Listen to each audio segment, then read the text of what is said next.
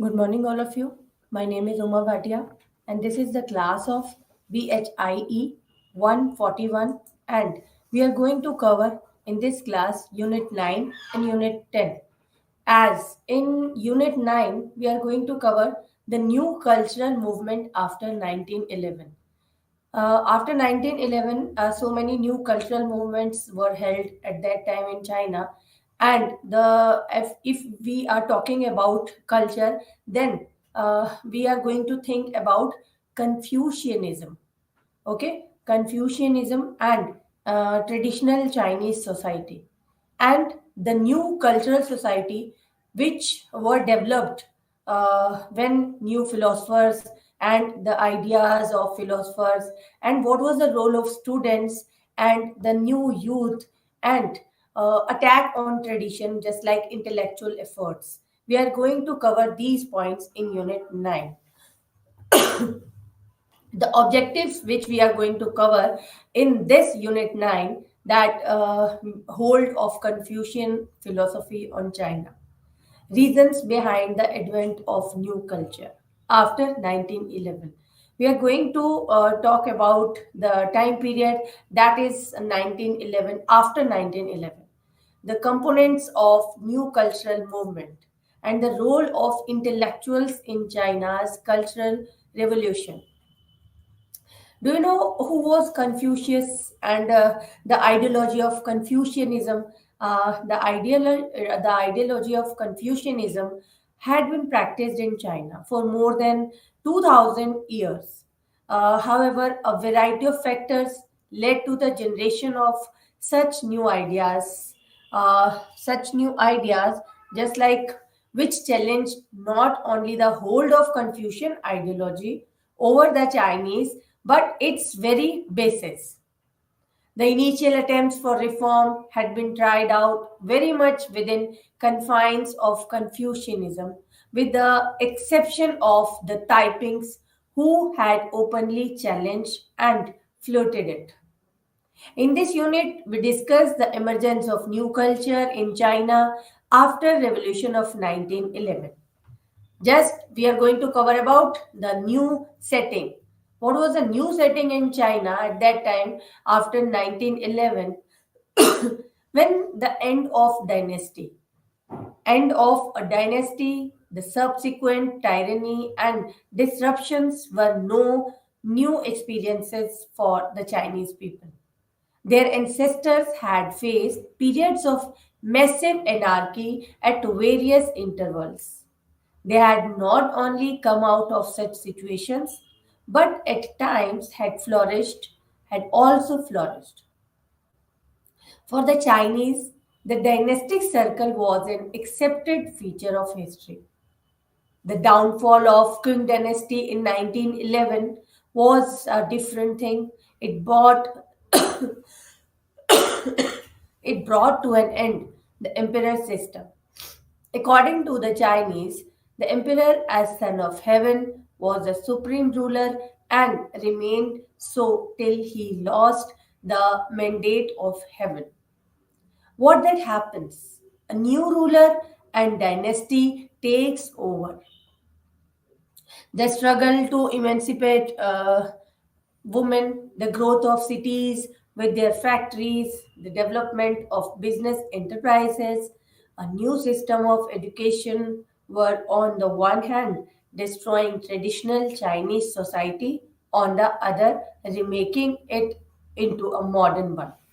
The political situations, the political revolution lay stagnant as military snatched power and curbed every attempt to create representation, constitution. The cultural revolution was on the increase. Confucian philosophy had remained secure and intact even though the monarchical dynastic emperor system, which had been there long before Confucianism had ended. The Confucian norm and harmony in society is achieved by maintaining a hierarchy and only through superior subordinate relationships. This was antithetical to any ideas of progress. The reformers of Manchu court during the 19th as well as in early years of 20th century tried to change China within the Confucian framework, and changes therefore were of not much consequence to Chinese society. They were largely superficial, and hence revolutionary change was simply not possible without challenging Confucian orthodoxy. Next is Confucianism and traditional Chinese society. How they both were connected with each other. The Confucian policy had maintained its hold on practically every sphere of life in China, even during what we term as the modern period. In Confucianism, the preference of age over youth, past over present, authority over subject, and society over individual is the norm. In other words, society is based on a hierarchy of relationships. As you all know, it is on the basis of this hierarchy that society maintains harmony and order. In the area of politics and government, if we are talking about political and government area, the Confucianism upheld rule by the virtues if the ruler himself did not follow ethical principles. How could he set things right in his kingdom? The political system was part of cosmic system and provided for enlightenment rule by a moral, ethical ruler, the emperor, son of heaven. They were saying at that time in China. It was done during the emperorship of China at that time. The subject was bound in obedience to the ruler, who was morally bound to rule over him and his other subjects. In the Confucian pattern of thinking, women were completely subordinated to men and youth to the older generation. Age and gender discrimination was so rampant in every strata of society that it was hardly noticeable. Women and no role in society. Woman had no role in society, and at home she was merely a wife or mother. Her role of childbearing, child rearing was seen as society's natural claim on her. Excluded from formal education, owning property, having access to productive resources, Chinese women for centuries suffered repression and oppression. Even in South China, where women performed agricultural tasks, their position in society or within the family was only marginally better than women in conservative North. Yes. As mentioned earlier, the youth were too in the category of oppressed strata. Youth.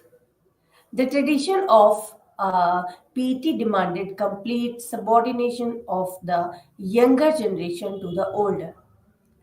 Yes, now, according to Confucian teachings, the son's gratitude to father continue even after uh, the latter's death in the form of rituals, ceremonies done periodically, means month wise, days wise, month wise, and year wise. The ceremonies which were done by the son after the death of his father. This, to an extent, had kept China's young men submissive, timid, and weak. It hampered personal development and advancement. Even the family system had certain internalized forms of oppression which prevented an individual's free development. A vast portion of Chinese population was illiterate. They were not literate at that time in Chinese population. For millions, Education and learning remained the privilege of a tiny elite. The most important purpose of that education served was in the creation of social officials necessary for the imperial court to keep the Chinese nation under its constant control. The content of education was also very limited. It was confined to classics written in earlier periods. Committing the classics to memory was all that was expected to an educated person. The more one could cram, the more his intellectual capabilities were recognized. The civil service examination, through which officials were recruited, also considered memory as an indication of knowledge. The most unfortunate aspect of traditional Chinese system of education was that the written language was in literary or classical Chinese, which was very different from the spoken language. Spoken language by Hua. Mastering this language took several years of full time study, and this was a great hindrance to the spread of literacy. And for the laboring people, it was next to impossible to devote that much time to education. Only the wealthy could afford it, and Confucian philosophy based on hierarchy and inequality implicitly supported this form of educational system. However, the survival of Confucianism as the reigning philosophy of China had been possible because if it had been successfully imposed on weaker section of society, whereas the powerful sections often violated it. The philosophy, in other words, was used expeditiously by the ruling classes. Yet, this order of things did not prevent social convulsions. It could no more keep China away from strife and violence. And next, our topic after education, the 1911 revolution and the new culture. The new culture which was going to start in China after the people were belonging were having the thinking of Confucius, and they were adopting the ideas and ideology and their philosophy in their daily life. The Chinese Revolution of 1911 has often been considered superficial, for it produced no social transformation. Leave aside social revolution. Yet the fact remains that it brought about the following changes. Which changes they were bringing in the Chinese country, the China? What was that? The changes were: number one, the end of universal kingship and the collapse of entire cosmology, which legitimized it.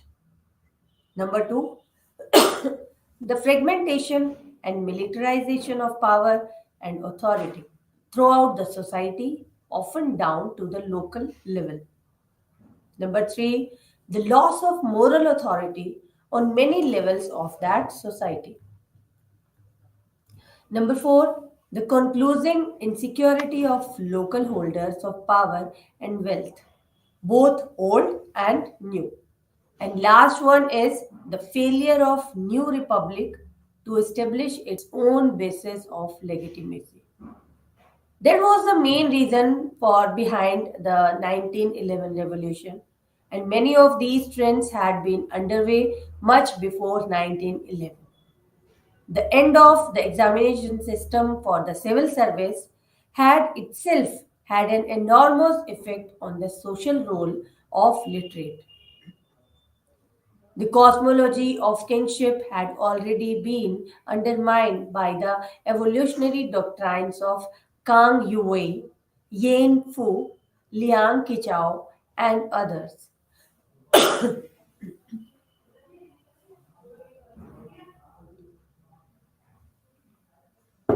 Next is philosophers and their ideas. How philosophers entered into China and how they were spreading their ideas in front of the youth, in front of the public of China. The reformers, philosophers like Yan Fu, Kang Yuwai, now they felt confirmed in their conviction that evolution cannot be forced on a society, and that a republican revolution at this stage of China evolution was an enormous mistake. Liang Qichao accepted the revolution and the irreversibility of demise of monarchy as the decree of history. He was at first on thoroughly consistent grounds in favor of Yuan Shikai's efforts to a republican dictatorship which would be able to carry through the task of modernization.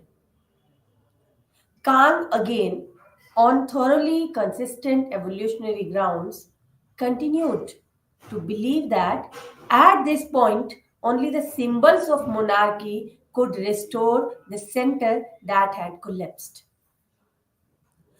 A common tendency among all the three thinkers during this period was of a greater inclination to accept the premises of cultural nationalism.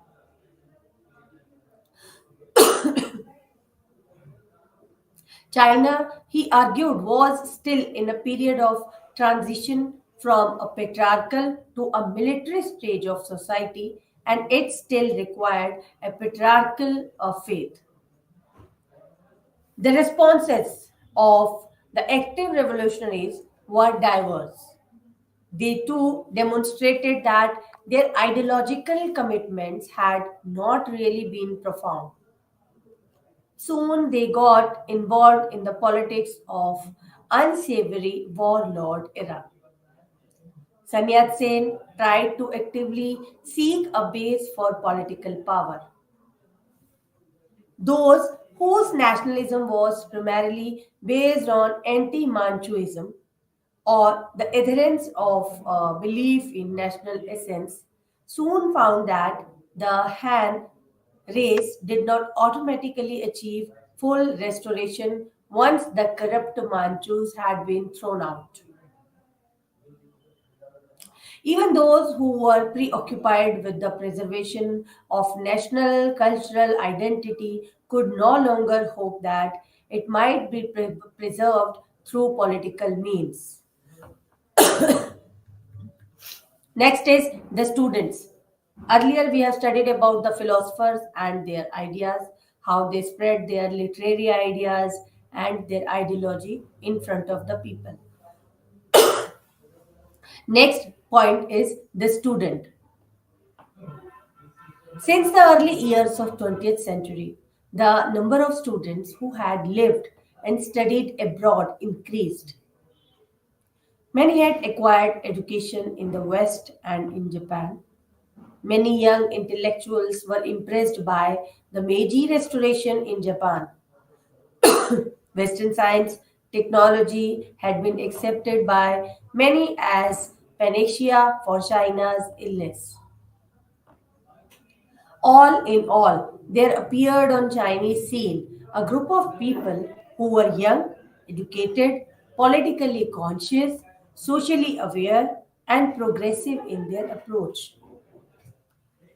The 21 demands hurt the pride and dignity of these people who reacted through a vociferous expression of nationalist sentiments.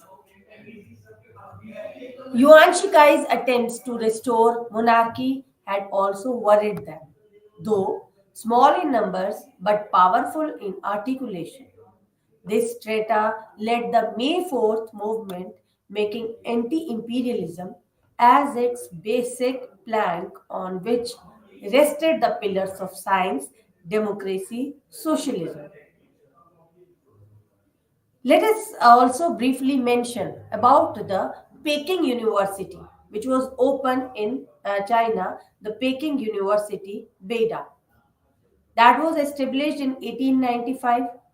The university started with a negative reputation. The faculty comprised of senior civil servants, students were from wealthy families, and whose primary aim was to get into the civil service at that time. Meaningful academic pursuit was of secondary importance. Faculty members' hierarchy was not dependent on their scholarship or teaching abilities but on their position in the Manchu court. The university was known more for its notoriety than its academics. The reform of Peking University was essentially the work of one man, Tsai Yun-pei. We can say Tsai Yun-pei and we can say Kai Yun-pei also. It's up to you. He had been educated in France and Germany, and also at a very early age, he passed the civil service examination. He was a man having the experience of two cultures. He quit the civil service and joined the revolutionaries in government of Sun Yat-sen in 1912, but resigned this post when Yuan Shikai became president. A few years later, the Peking government offered him a post of Chancellor of Peking University, which he accepted. Tsai was essentially an educationist, and his accomplishment as head of this institution earned him the distinction of being called the father of Chinese Renaissance.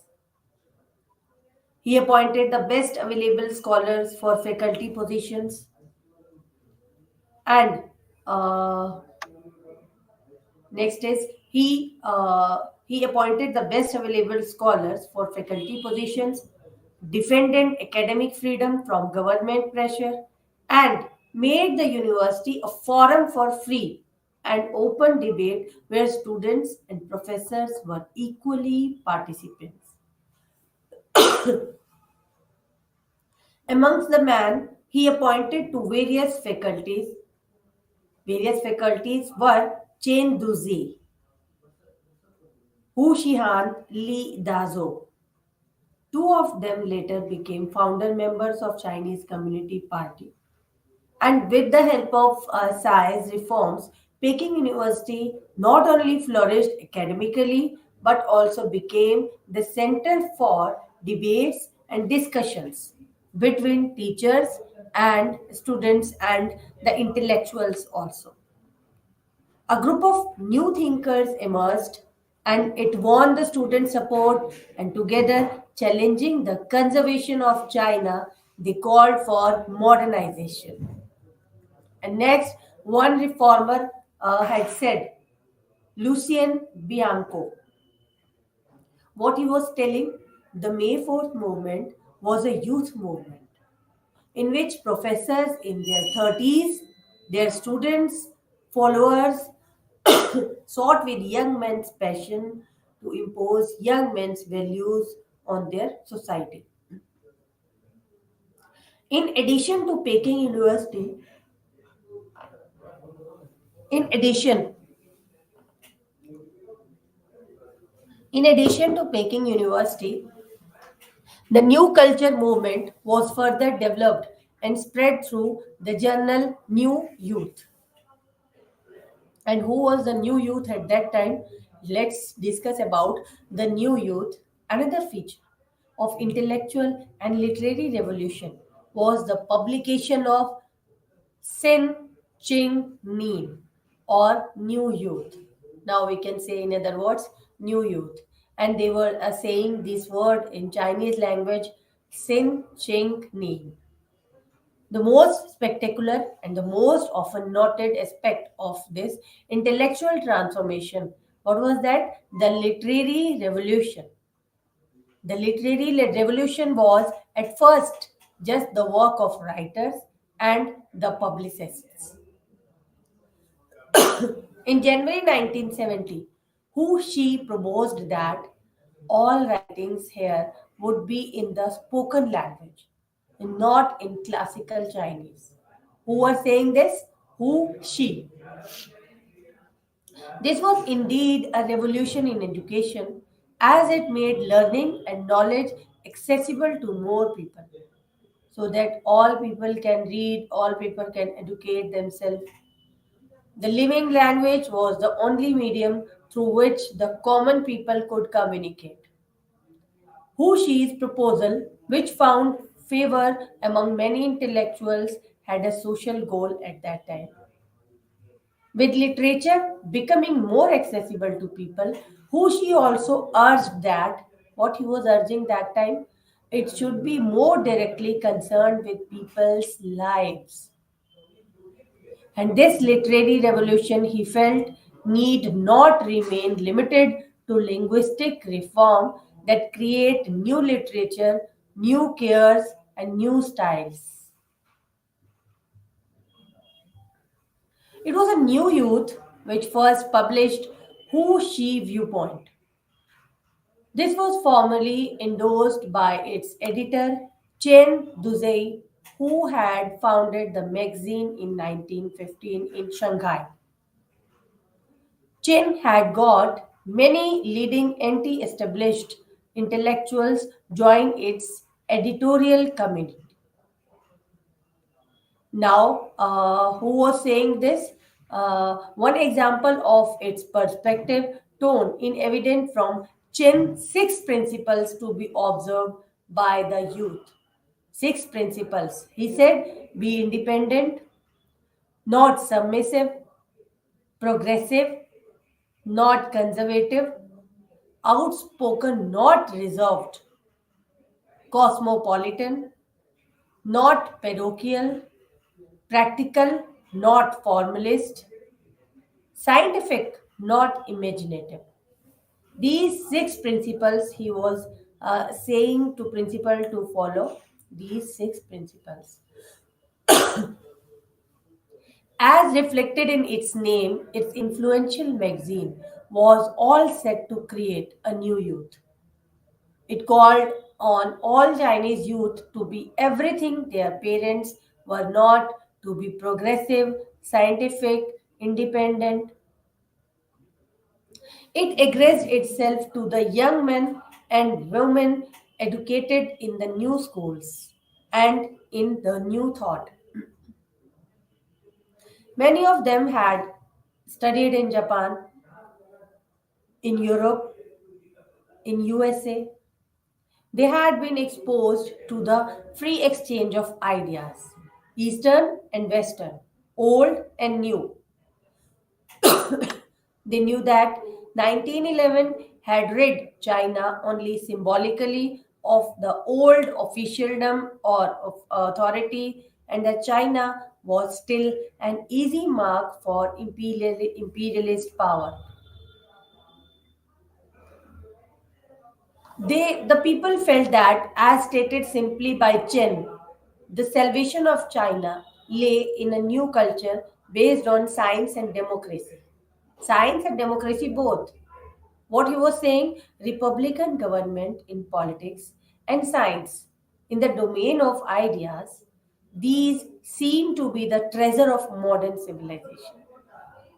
It was through the pages of New Youth that Chen began his attack on Confucianism, and in early years of journal it advocated liberty, equality, fraternity, and the ideals of French Revolution.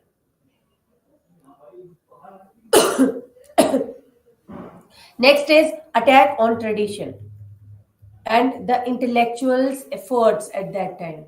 How the efforts of intellectuals were working at that time on China's tradition and characterizing the new culture movement as a whole. What we see on the other side is a much more radical, more totalistic attack on the entire cultural heritage. Chen's exhortations to the Chinese youth, like be independent, not survive progressive, not conservative, aggressive, and not passive. They were not attacks directly, simply against the entire tradition with all its three teachings of Confucianism, Taoism, and Buddhism. Three teachings, just like not to speak the superstitious culture of the masses.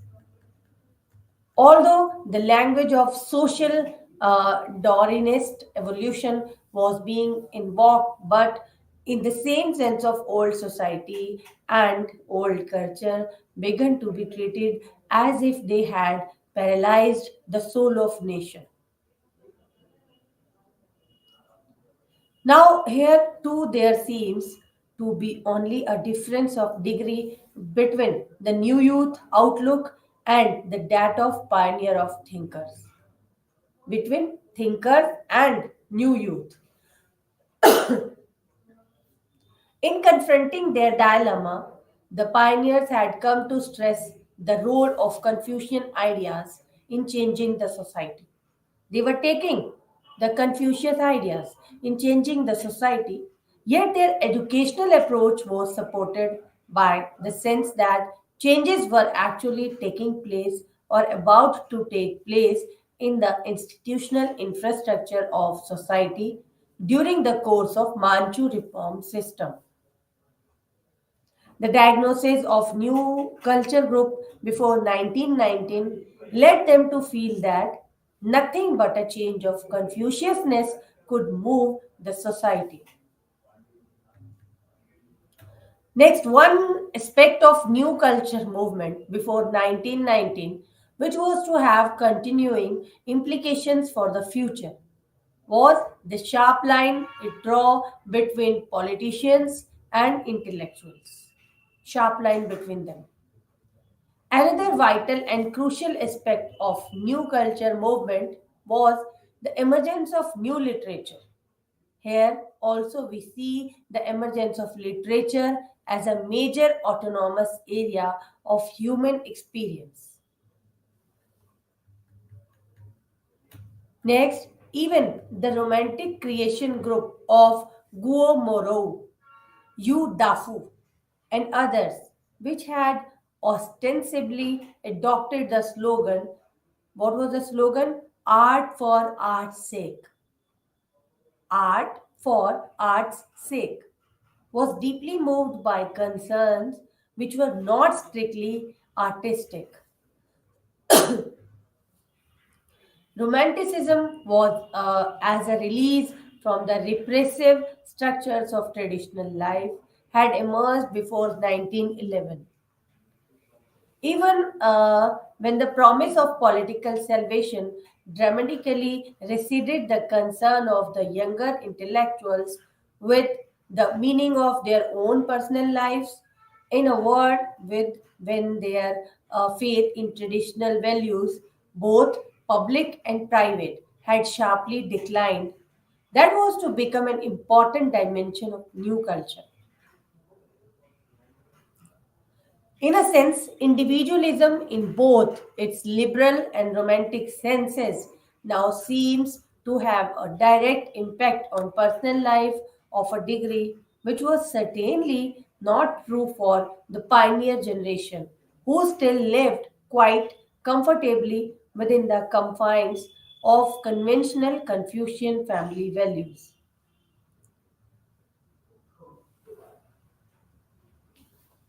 For a time at least, for a time, at least the concern with individualism as such seemed to be entirely instrumental to socio political goals. The translation of Ibsen's A Doll House in the Ibsen issue of New Youth, sponsored by Hu Shi, is symbolic of this concern. In the words of Leo Lee, in the words of Leo Lee, far from French symbolist notion that art not only restructures life but also constructs a new edifice into which the artist can escape life. Arguments point in the other direction towards an overriding concern with life. Next is another development. clearly associated with the new culture movement, is what might be called the higher criticism. Higher criticism of traditional heritage represented, among others, by the Shi. Conflicts regarding validity and authenticity of various traditions and scriptures had been a feature of Chinese thought for ages. The great philosophical, the great philological scholars of empirical research, school of the Qing dynasty, had also fostered the critical treatment of great text. The movement to recognize the national heritage, as it was described by Hu Shi, had a deep ideological motive. The method of science could, in the words of Lawrence Skinder, be used to undermine the credibility of orthodox histories and the historical foundations of scriptures. One of the most effective ways of removing the dead hard of tradition was to dissolve the factual claims of the myths which supported that tradition. In the end, this critical liberation of historical studies from the burden of certain conventional ways of viewing the past was to be taken up by many other scholars of national studies.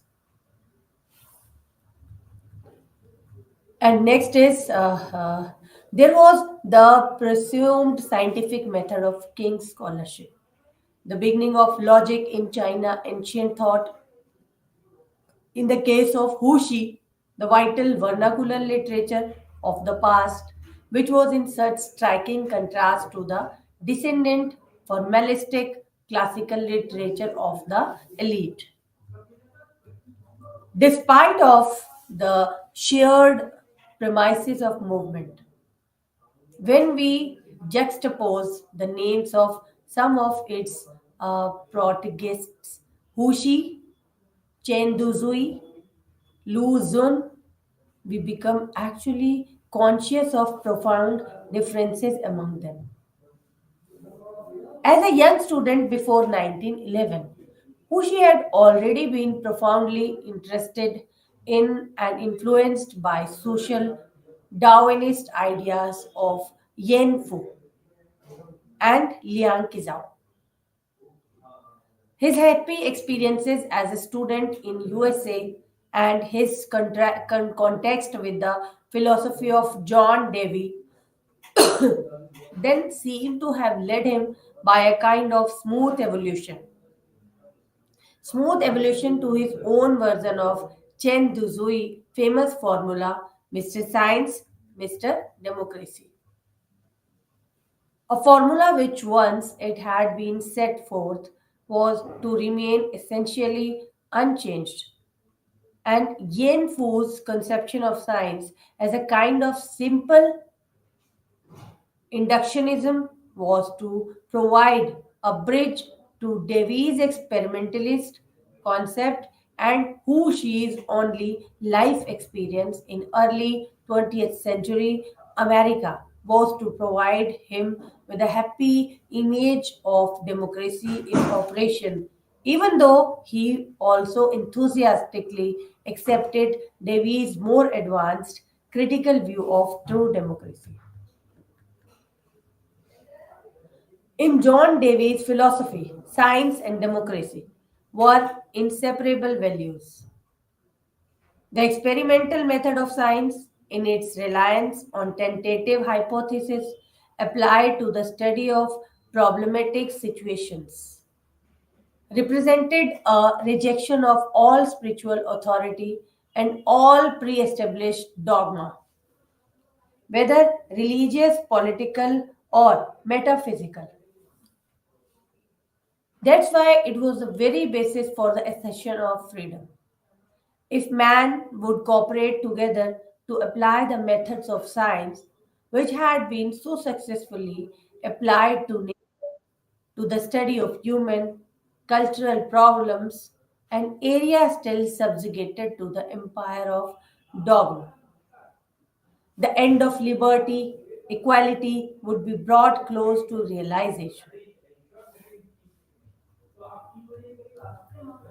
Devi's emphasis on scientific intelligence and education was entirely in keeping with the whole new cultural emphasis on transformation of conscious life.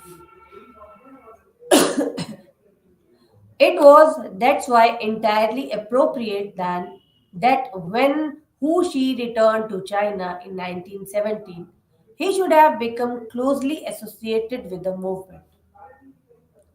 His deep interest in language reform was entirely in keeping with the broad educational goals of the movement. His interest in new literature reflected a deep and passionate fondness for literature and conviction that the effective power of literature provided a most powerful vehicle for communicating new ideas.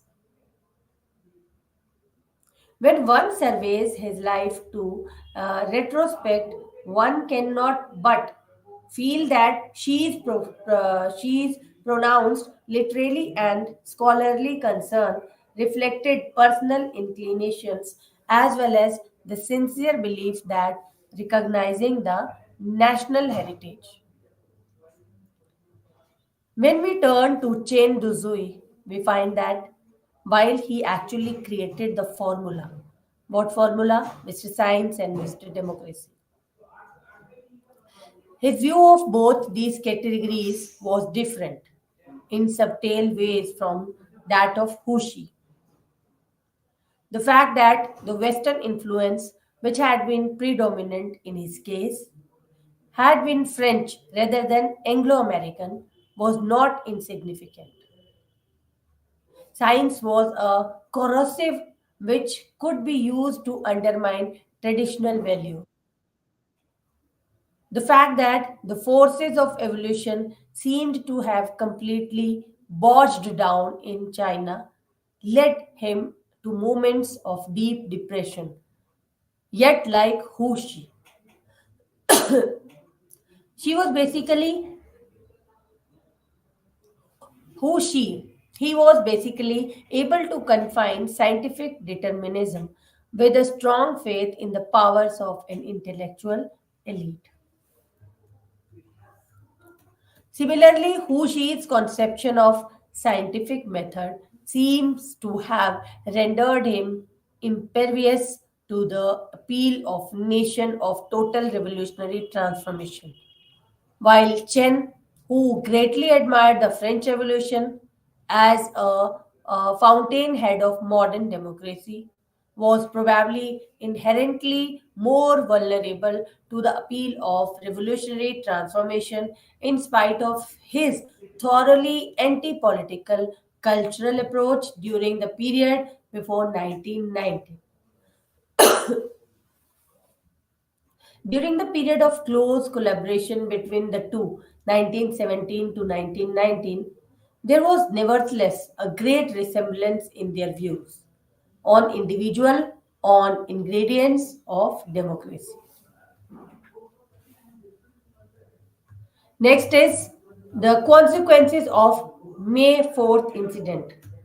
4 May incident was saying that the new culture movement, which culminated in the May 4th movement, rather merged with it brought about multiplicity of doctrines, which were to find expression in a myriad of new periodicals. May 4th, May 4th simply marked an explosive stage in the expansion of audience for the themes of new culture. New culture, particularly totalistic rejection of cultural heritage. One of the main consequences of these events here is their implications for the purely cultural diagnosis of China's ill. What was the China's ill? The May 4th incident was a political act, seemingly effective act of political protest against foreign imperialism.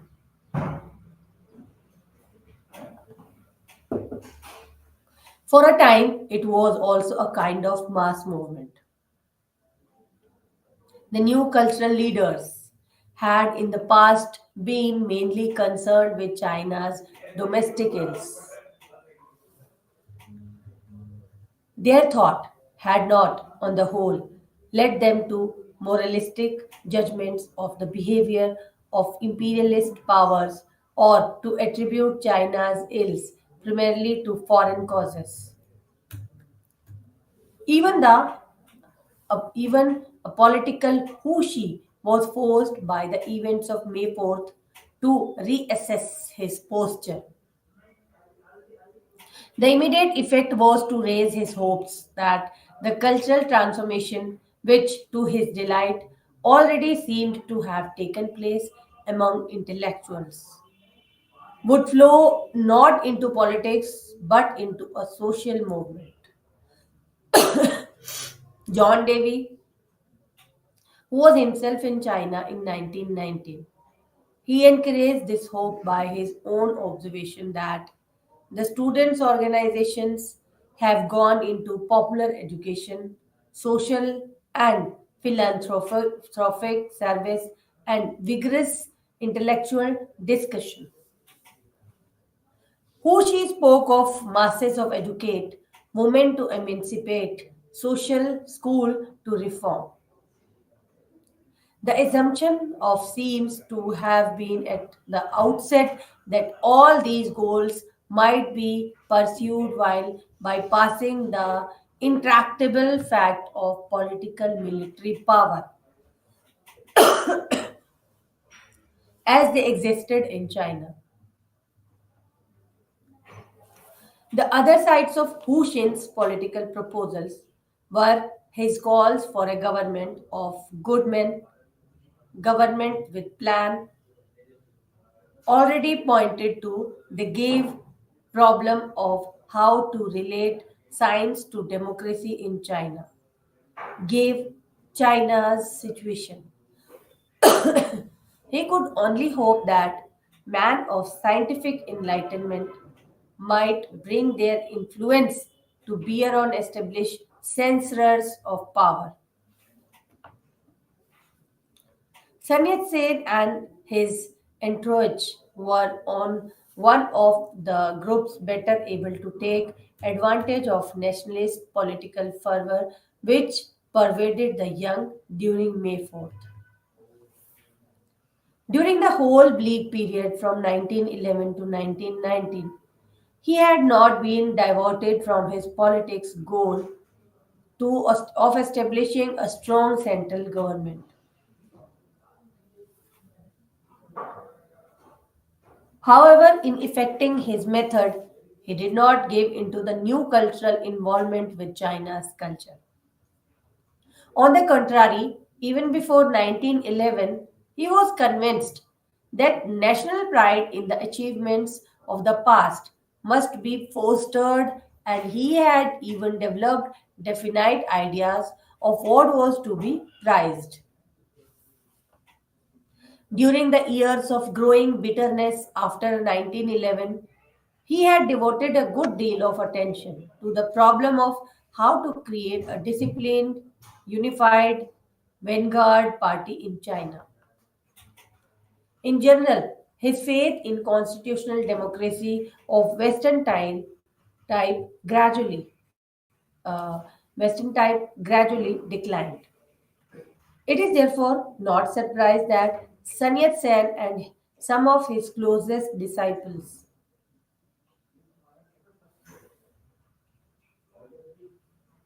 Sun Yat-sen and some of his closest disciples expressed an immediate and keen interest after the October Revolution in Lenin's view on party organization as well as the Soviet formula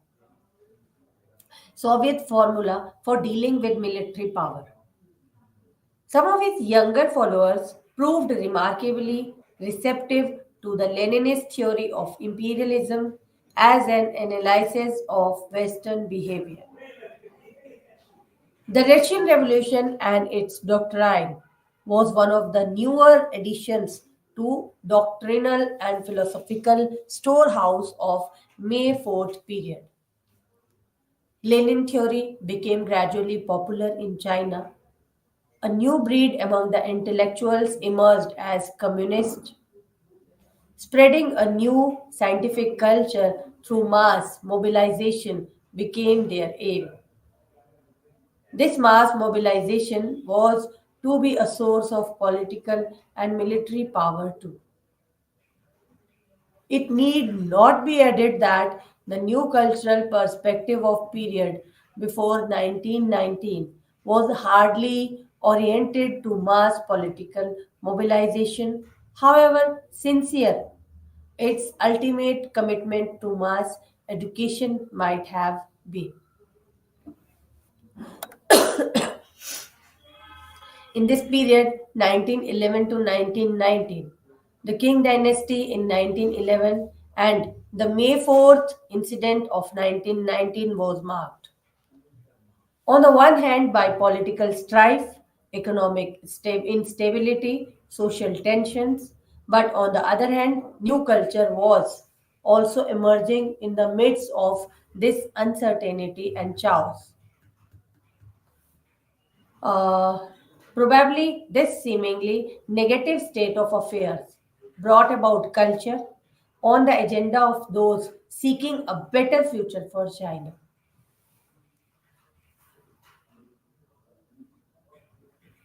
During the reform movements just like May 4th, reform movements during the debates, during the discussions and the controversies regarding the value and relevance of the Chineseness of China were commonplace. In this period, they concretized that into some definite ideological forms, reinvigorated nationalism, as well as the rise of communism were outcomes of this consolidation of viewpoints and discouraged streams of thought. Rejection of the past was not simply as sporadic and impulsive exercise. It was a result of untiring scholarly efforts. Whereas mass education was an important ingredient of the new culture, its near total reliance was on an enlightened elite, women's emancipation, youth power, political liberation, improving society were all crucial elements that combined to make China's cultural revolution. This pluralistic cultural academic movement, based on assumption of new ideas, gave the erstwhile Confucian China its severest jolt. More than half a century ago, Confucianism was challenged by the Taipings. Towards the end of 19th century, reformers of Hundred Days indirectly challenged Confucian tenets in the pretext of bringing out the real Confucians. Among the returned students, mainly from Japan and France, since the eve of World War one could see a fierce repudiation of Confucianism. This repudiation by a tiny elite gradually reached a large number of Chinese people who had access to education. It was accepted once for all that China's path to modernization had to be cleared of Confucian obstacle. We want Mr. Science, Mr. Democracy, and we reject Mr. Confucius and company was a popular slogan of China's young intellectuals. For the first time, this all engulfing, all encompassing 2000 years old philosophy was challenged and trampled on the streets of Peking. Yes, the main and important role of the youth was what they accepting at that time and what they are ready to accept at that time. They had exclude Confucius theory, Confucius ideology from their society, and they had include Mr. Science, Mr. Democracy, and they reject Confucius and their company at that time. That was the main follow of the Chinese people at that time, because the young generation were adding in Chinese population, and they were thinking as they wanted to think. As earlier we have studied about 21 demands of Confucius at that time, and 100 days reformers of 100 days, and they directly challenged Confucian tenets in the pretext of bringing out the real Confucius. And we have done a lot of things related to the economical situation, the political situation, and the role of education at that time, and the role of young generation, what he was doing, they were doing at that time. Let us sum up this, and we will cover our unit 10 in our next class. And in unit 10 we will study about foreign investment and the rise of new class, how new class emerged with the foreign investment at that time in the history of China. Thank you and have a nice day.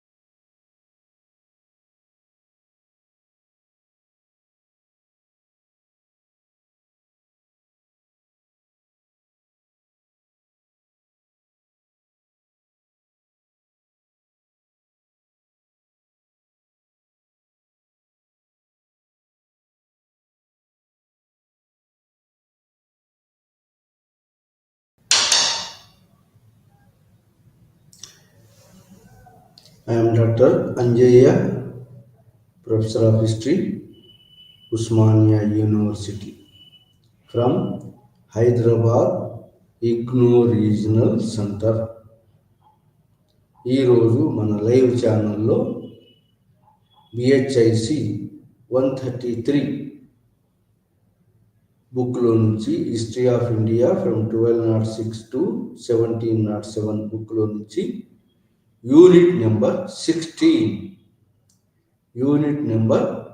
16 అదేంటంటే the భక్తి and Sufi traditions in India, their emergence and role of the Bhakti and Sufi movements in India, religious movements in India.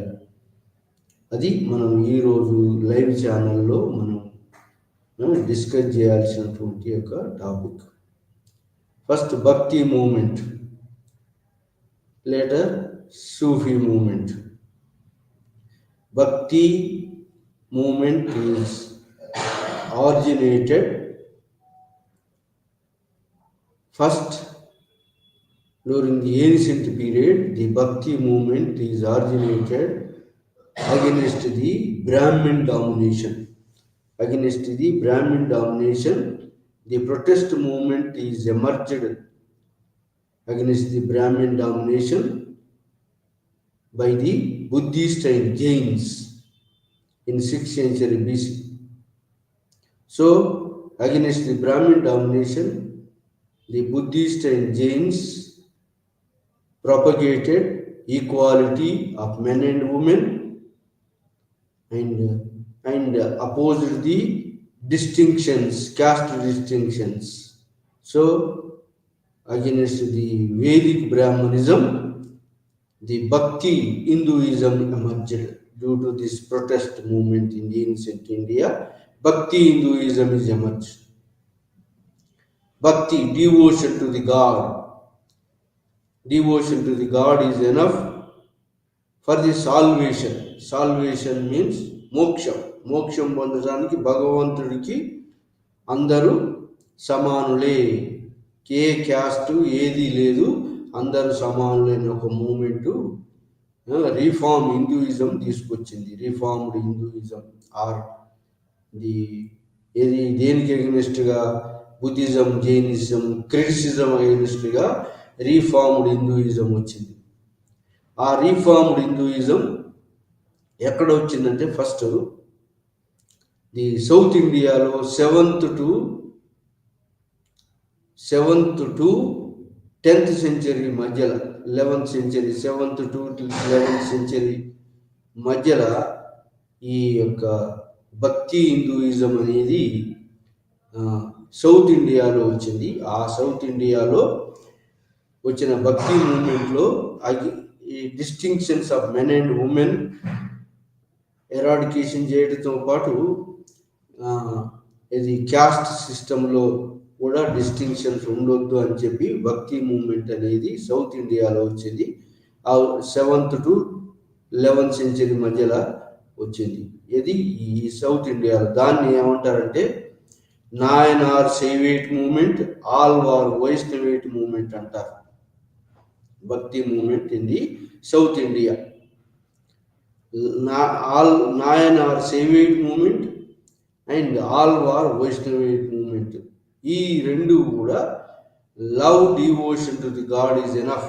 శైవ భక్తి, శివభక్తులు and మరి ఈ విష్ణు భక్తులు అని భక్తి moment. Vishnu Alvars అంటే విష్ణు వైష్ణవం, విష్ణు భక్తి, శివుడు విష్ణు భక్తి మూమెంట్ రెండు ఎమర్జినాయి. దీంట్లో మెన్ అండ్ ఉమెన్ డిస్టింక్షన్ లేకుండా ఇందులో ఉమెన్ ఉన్నారు, మెన్ ఉన్నారు. ఈ రెండిట్లో కూడా ఉన్నది. ఈ రెండు కూడా క్యాస్ట్ రిజిడిటీని అపోజ్ చేస్తూ అందరూ కూడా మరి మోక్షం పొందవచ్చు. భగవంతునితోటి మోక్షం భగవంతుని భక్తితో పోల్చినట్లయితే మోక్షం, మానవుడు మోక్షం పొందవచ్చని ఈ సేవిజం, వైష్ణవిజం భక్తి మూమెంట్ సౌత్ ఇండియాలో వచ్చింది మొట్టమొదటిసారి. బిట్వీన్ 7th and 10th centuryలో వచ్చింది. దీన్ని ఈ దీంట్లో క్యాస్ట్ డిస్టింక్షన్స్ లేవు, మెన్ అండ్ ఉమెన్ డిస్టింక్షన్స్ లేవు. అందరూ భగవంతుని చేరడానికి, మోక్షం పొందడానికి అందరూ కూడా సమానమే అని చెప్పి చాటి చెప్పారు. కానీ దీంట్లో ఈ భక్తి మూమెంట్లో క్యాస్ట్ సిస్టమ్ లేకుండా అందరూ భగవంతుని చేరొచ్చు అన్నారు. కానీ ఈ బ్రాహ్మిన్ డామినేషను, బ్రాహ్మిన్ వేదిక్ లిటరేచర్ను క్వశ్చన్ చేయలేదు, వేదిక్ స్క్రిప్చర్స్ను క్వశ్చన్ చేయలేదు, బ్రాహ్మణ్ హైరార్కీని కూడా ఆ హైరార్కీ క్యాస్ట్ సిస్టమ్ కూడా క్వశ్చన్ చేయలేదు. అందరూ భగవంతుని చేరుకోవచ్చు అన్నారే కానీ ఏ క్యాస్ట్ లేకుండా అందరూ భగవంతుని భక్తితో కొలిస్తే అందరూ చేరుకోవచ్చు అన్నారు. కానీ క్యాస్ట్ సిస్టమ్ పోవాలని ఎక్కడ దీనికి క్యాస్ట్ను అపోజ్ చేయలేదు. మరి బ్రాహ్మణ్ యొక్క స్క్రిప్చర్స్ను, బ్రాహ్మణ్ యొక్క లిటరేచర్ను, స్క్రిప్చర్స్ను వాటిని అపోజ్ చేయలేదు. బ్రాహ్మణ్ డామినేషన్ కూడా అపోజ్ చేయలేదు. సో ఈ విధంగా ఓన్లీ అందరూ భక్తితోటి ముక్తి పొందవచ్చు అని చెప్పారు. కానీ ఈ బ్రాహ్మణ్ డామినేషన్ క్వశ్చన్ చేయలేదు, క్యాస్ట్ సిస్టాన్ని క్వశ్చన్ చేయలేదు ఈ సౌత్ ఇండియన్ భక్తి మూమెంట్లో. దాన్ని ఫిలసాఫికల్ ట్రెడిషన్స్ తీసుకొచ్చినటువంటి వాడు రామానుజాచార్యుడు, తర్వాత మధ్వాచార్యుడు. 11th సెంచరీలో రామానుజాచార్యుడు ఫిలసాఫికల్ డాక్ట్రిన్, రామానుజాచార్యుడు విశిష్టాద్వైతం, మధ్వాచార్యుడు ద్వైతం.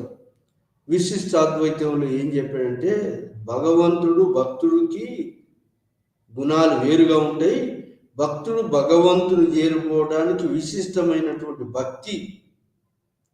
భక్తి ద్వారా మనం భగవంతుని చేరుకోవచ్చు అంటే రామానుజాచార్యుడు మరి ఎక్కడి నుంచి అంటే శ్రీపెరంబద్దూరు తమిళనాడు నుంచి తమిళ్ లాంగ్వేజ్లో ఈ యొక్క రామానుజాచార్యులు తమిళనాడు శ్రీపెరంబద్దూరు నుంచి తమిళనాడు నుంచి ఈ వైష్ణవీయ భక్తిని మళ్ళీ ప్రచారం చేశాడు. ఫిలసాఫికల్ శంకరాచార్యులు కేరళ నుంచి, ఆ తర్వాత రామానుజాచార్యులు మరి విష్ణు భక్తిని ప్రచారం చేశాడు. ఆ తర్వాత మధ్వాచార్యుడు ద్వైతం, మధ్వాచార్యుడు కూడా ద్వైతం అని గాడ్ మ్యాన్ సపరేటు, భగవంతుని భక్తుడు చేరుకోవాలంటే మరి పూజ భక్తి మార్గాన్ని అనుసరిస్తే చేరుకుంటాడు అని చెప్పి భక్తుడు భగవంతుడు వేరు. ఈ భక్తుడు భగవంతుని చేరుకోవాలంటే ఒక పూజా మార్గం ఉంటుంది, అది భక్తితోటి పూజ చేస్తే చేరుకుంటాడని మధ్వాచార్యుడు కూడా చెప్పాడు. ఇది సౌత్ ఇండియాలో వచ్చినటువంటి, దక్షిణ భారతదేశంలో వచ్చినటువంటి భక్తి movement between 10th and between 7th and 10th century, 11th and 11th సెంచరీలో వచ్చినటువంటి యొక్క భక్తి మూమెంట్ సౌత్ ఇండియా. దాని తర్వాత భక్తి మూమెంట్ నార్త్ ఇండియా కూడా వచ్చింది. నార్త్ ఇండియాలో కూడా భక్తి మూమెంట్ వచ్చింది. ఈ భక్తి మూమెంట్ నార్త్ ఇండియాలో ఏమొచ్చిందంటే, నార్త్ ఇండియాలో దీని అసలు భక్తి మూమెంట్ రావడానికి, నార్త్ ఇండియాలో రావడానికి గల కారణం బ్రాహ్మణ్ అపోజిషన్ను మరి రావడానికి, భక్తి మూమెంట్ ఈ యొక్క రిఫార్మ్ మూమెంట్ రావడానికి గల కారణం ఏంటంటే పొలిటికల్, సోషియో ఎకనామిక్ కాజెస్ ఉన్నాయి ఈ భక్తి మూమెంట్ ఎమర్జ్ కావడానికి. నార్త్ ఇండియాలో భక్తి మూమెంట్ ఎమర్జ్ కావడానికి పొలిటికల్ కాజ్ ఏంటంటే, అంతకుముందు నార్త్ ఇండియాలో ఎవరంటే బ్రాహ్మిన్ డామినేషన్ ఉండేది. ఎట్లా బ్రాహ్మిన్ రాజపుత్స్ ఇద్దరు అలయన్స్, వాళ్ళిద్దరు మిత్రులుగా, ఒకరు రూలింగ్ క్లాసు, ఒకరు డామినెంట్ క్లాసు, బ్రాహ్మిన్ రాజపుత్స్ అలయన్స్ ఉండేది. ఆ విధంగా ఈ రెండు వర్గాలు మిగతా వర్గాలను తక్కువ చేస్తూ క్యాస్ట్ సిస్టాన్ని, బ్రాహ్మిన్ డామినేషన్ను కొనసాగించేది. మరి ముస్లింలు ఎప్పుడైతే వచ్చారో, ఇన్వాషన్ ఆఫ్ ది టర్క్స్ ఇండియాకు వచ్చారో, పొలిటికల్ డామినేషన్ ఆఫ్ రాజపుత్స్ పోయింది. పొలిటికల్ డామినేషన్ ఆఫ్ రాజపుత్స్ ఎప్పుడైతే పోయిందో, బ్రాహ్మిన్ను ప్యాటర్నైజ్ చేసే వాళ్ళు, పోషించే వాళ్ళు లేకుండా పోయి రాజపుత్రులు ఓడిపోయింది. ఎవరి చేతిలో? ఇస్లామిక్ టర్క్స్ ఇస్లామిక్ రూలర్ చేతిలో, టర్కిష్ రూలర్ చేతిలో ఓడిపోయినారు. ఓడిపోయి వాళ్ళు సామంతులైనారు. కాబట్టి సామంతులైనారు లేదా రాజ్యాలు పోగొట్టుకున్నారు. కాబట్టి వాళ్లకు బ్రాహ్మణులు పోషించే అటువంటి యొక్క శక్తి లేకుండా పోయింది. సో ఆ విధంగా బ్రాహ్మిన్ రాజపుత్ అలయన్స్ను బ్రేక్ చేసినటువంటి వాళ్ళు, ఈ రెండు బలమైన వర్గాలుగా కూటముగా ఉన్నటువంటి వాళ్ళను బ్రేక్ చేసినటువంటి వాళ్ళు ముస్లిం టర్క్స్ బ్రేక్ చేసి రాజకీయ ఆధిపత్యం వాళ్ళ చేతిలోకి పోయింది. రాజకీయ ఆధిపత్యం ఎప్పుడైతే వాళ్ళ చేతిలోకి పోయిందో వాళ్ళు మరి ఈ యొక్క బ్రాహ్మణ్ను పోషించేదాన్ని బంద్ చేసినారు. ఇంకా బ్రాహ్మణ్ యొక్క టెంపుల్స్ను కూడా కొల్లగొట్టి, జిహాద్ అనే పేరుతో కొల్లగొట్టి ఈ హిందువులంతా కన్వర్ట్ చేయాలని ఆర్థడాక్స్ ఇస్లామిజంను ప్రచారం చేయటం టర్కిష్ రూలర్స్ మొదలుపెట్టారు. సో ఈ విధంగా బ్రాహ్మణులకు పోషణ కరువైపోయి మరి వాళ్ళ స్థాయి తగ్గిపోయింది, డామినేషన్ పోయింది, రాజకీయ ఆధిపత్యం ముస్లింల చేతిలోకి పోయింది. అది ఒక కారణం భక్తి మూవ్మెంట్ ఎమర్జీ కావడానికి నార్త్ ఇండియాలో. ఇంకోటి ఏంటంటే సోషియో ఎకనామిక్ కాజెస్. ఎప్పుడైతే ముస్లింలు మరి వాళ్ళ దండయాత్రలతో భారతదేశానికి వచ్చి సెటిల్ అయినారు ఢిల్లీ సుల్తాన్లు మరి వాళ్ళ యొక్క పరివారం అంతా కూడా అర్బన్ ఏరియాలో సెటిల్ అయినారు. వాళ్ళు అర్బన్ ఏరియాలో మొత్తము రాజ్యాన్ని ఇక్తాలుగా విభజించారు. ఈ మొత్తం ఇక్తాలు విభజించి ఒక్కొక్క ఇక్తాలు లేదా ప్రావిన్స్లు విభజించి ప్రావిన్స్కి ఒక ఇక్తాదార్ను వలి, ముక్తి అనే పేర్లతోటి పెట్టాడు. ఆ విధంగా ప్రొవిన్షియల్ టౌన్స్ అర్బన్ సెంటర్స్ వచ్చినాయి. ఆ విధంగా అర్బన్ సెంటర్స్, అడ్మినిస్ట్రేటివ్ సెంటర్స్ మరి ఇలా రావడంతో ముస్లింలు ఎప్పుడైతే అడ్మినిస్ట్రేటివ్ సెంటర్స్ని ఏర్పాటు చేశారో మొత్తం రాజ్యం మొత్తం మీద అడ్మినిస్ట్రేటివ్ సెంటర్స్ అని, రిలీజియస్ సెంటర్స్ అని అలా మరి ఇస్లాం పీపుల్ ఉండేటువంటి అర్బన్ సెంటర్స్ మొదలైంది. అర్బన్ సెంటర్స్ వచ్చినాయి కాబట్టి రూరల్ ఏరియా నుంచి ఫుడ్ గ్రెయిన్స్ రావాల్సి వచ్చింది. ఫుడ్ గ్రెయిన్స్ అర్బన్ సెంటర్స్కి రావాల్సి వచ్చింది. కాబట్టి ఈ యొక్క అర్బన్ సెంటర్లో కావాల్సినటువంటి అర్బన్ పీపుల్ కావాల్సిన వస్తువుల ఉత్పత్తి కూడా కావాల్సి వచ్చింది. దాంతో artisan class, new artisan class వచ్చారు, న్యూ ట్రేడింగ్ క్లాసెస్ వచ్చారు, మర్చెంట్ క్లాస్ వచ్చారు, న్యూ టెక్నిక్స్ వచ్చినాయి. న్యూ టెక్నిక్స్ ఫుడ్ ప్రొడక్షన్లో న్యూ టెక్నిక్స్, మరి ప్రొడక్షన్లో మరి చేతి వృత్తులలో న్యూ టెక్నిక్స్ వచ్చి నూతన చేతి యంత్రాలు లాంటివి వచ్చినాయి. చేతి పనుల్లో కూడా టెక్నిక్స్ వచ్చినాయి.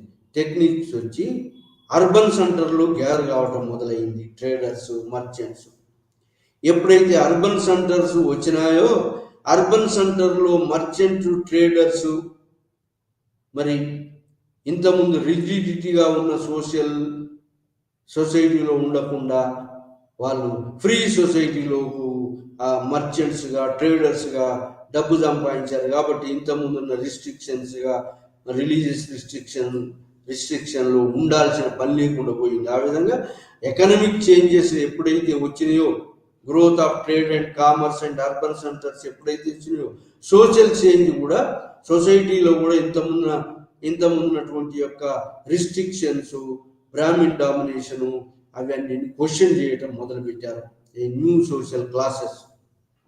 ఆ విధంగా నార్త్ ఇండియాలో కూడా భక్తి మూమెంట్ ఎమర్జ్ అయింది.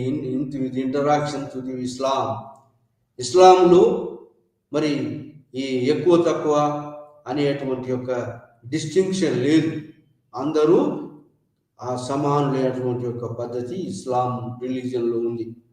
ఆ విధంగా ఇస్లాంలో ఎక్కువగా క్యాస్ట్ అనే కులం అనేది, కులం ప్రకారంగా వృత్తులు అనేది కులం అలాంటిది లేకుండా అర్బన్ సెంటర్స్లో ఫ్రీ ఎయిర్ వీస్తున్నది. కాబట్టి ఈ ఫ్రీ ఎయిర్కు మరి ఈ అర్బన్ సెంటర్లో ఉన్నటువంటి పీపుల్కు వస్తువులు సమకూర్చడంలో కొంతమంది మరి ట్రేడర్స్గా, మర్చెంట్స్గా ఎమర్జ్ అయినారు.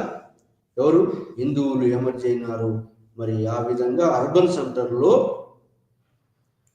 మరి ఎమర్జ్ అయినటువంటి న్యూ ఎకనామిక్ సోషల్ చేంజెస్ తోటి న్యూ చేంజెస్ కూడా ఏది రిలీజన్లో వచ్చినాయి, రిలీజన్స్లో వచ్చినాయి. ఆ విధంగా ఈ ఇంపాక్ట్ ఆఫ్ ఇస్లాం లేదా అంతముందున్నటువంటి ఈ యొక్క సౌత్ ఇండియన్ ఇన్ఫ్లుయెన్స్ కూడా నార్త్ ఇండియా మీద పడింది.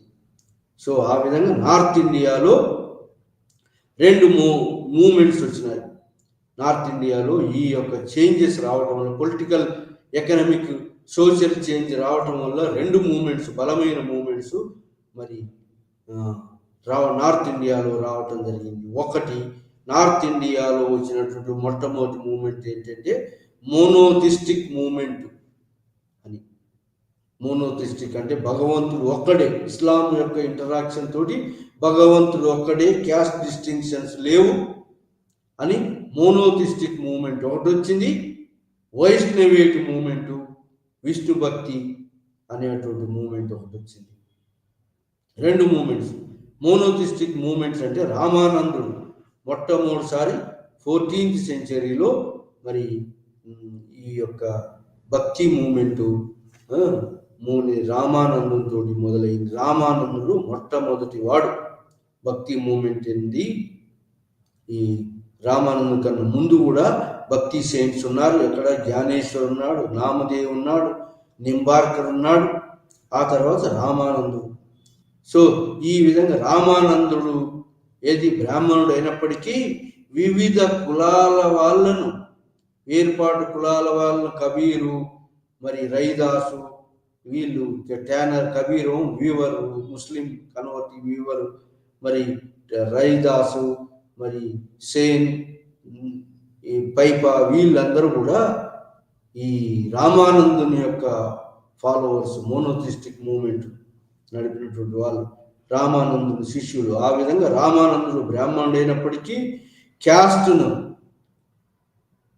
క్యాస్ట్ సిస్టాన్ని వ్యతిరేకిస్తూ అందరిని కూడా, అందరి ప్రజలను, లోయర్ క్యాస్ట్ వాళ్ళను తన శిష్యులుగా చేర్చుకొని రామానందుడు ఆ లోయర్ క్యాస్ట్ ఇళ్లలో కూడా మరి పంక్తి భోజనాలు చేయటం మొదలుపెట్టాడు. ఆ విధంగా మొట్టమొదటి బ్రాహ్మిన్ రామానందుడు మరి అతని యొక్క ఫాలోవర్స్ ఇది క్యాస్ట్ సిస్టాన్ని అపోజ్ చేస్తూ అందరూ సమానులే భగవంతుని ముందు అనేటువంటి సాడి చెప్పినటువంటి వాళ్ళు రామానందుడు. బ్రాహ్మణుడు అయినప్పటికీ సరే, ఈ విధంగా రామానందుడు మొదలుపెట్టాడు bhakti moment in north India. ఏ క్యాస్ట్ లేదు, అందరూ భగవంతుని చేరుకోవచ్చు అనే మూమెంట్. లోయర్ క్యాస్ట్ వాళ్ళు కూడా, కబీరు అతని శిష్యుడు, అదేవిధంగా మరి ఈ రైదాసు, పైపా, సేన్, ట్యానర్, ఎవరు ఈ రైదాసు కూడా చెప్పులు కుట్టేటువంటి వాడు, సేన్ అనేవాడు కూడా ఈ యొక్క లోయర్ క్యాస్ట్ మాదిగకి సంబంధించినటువంటి వాడు.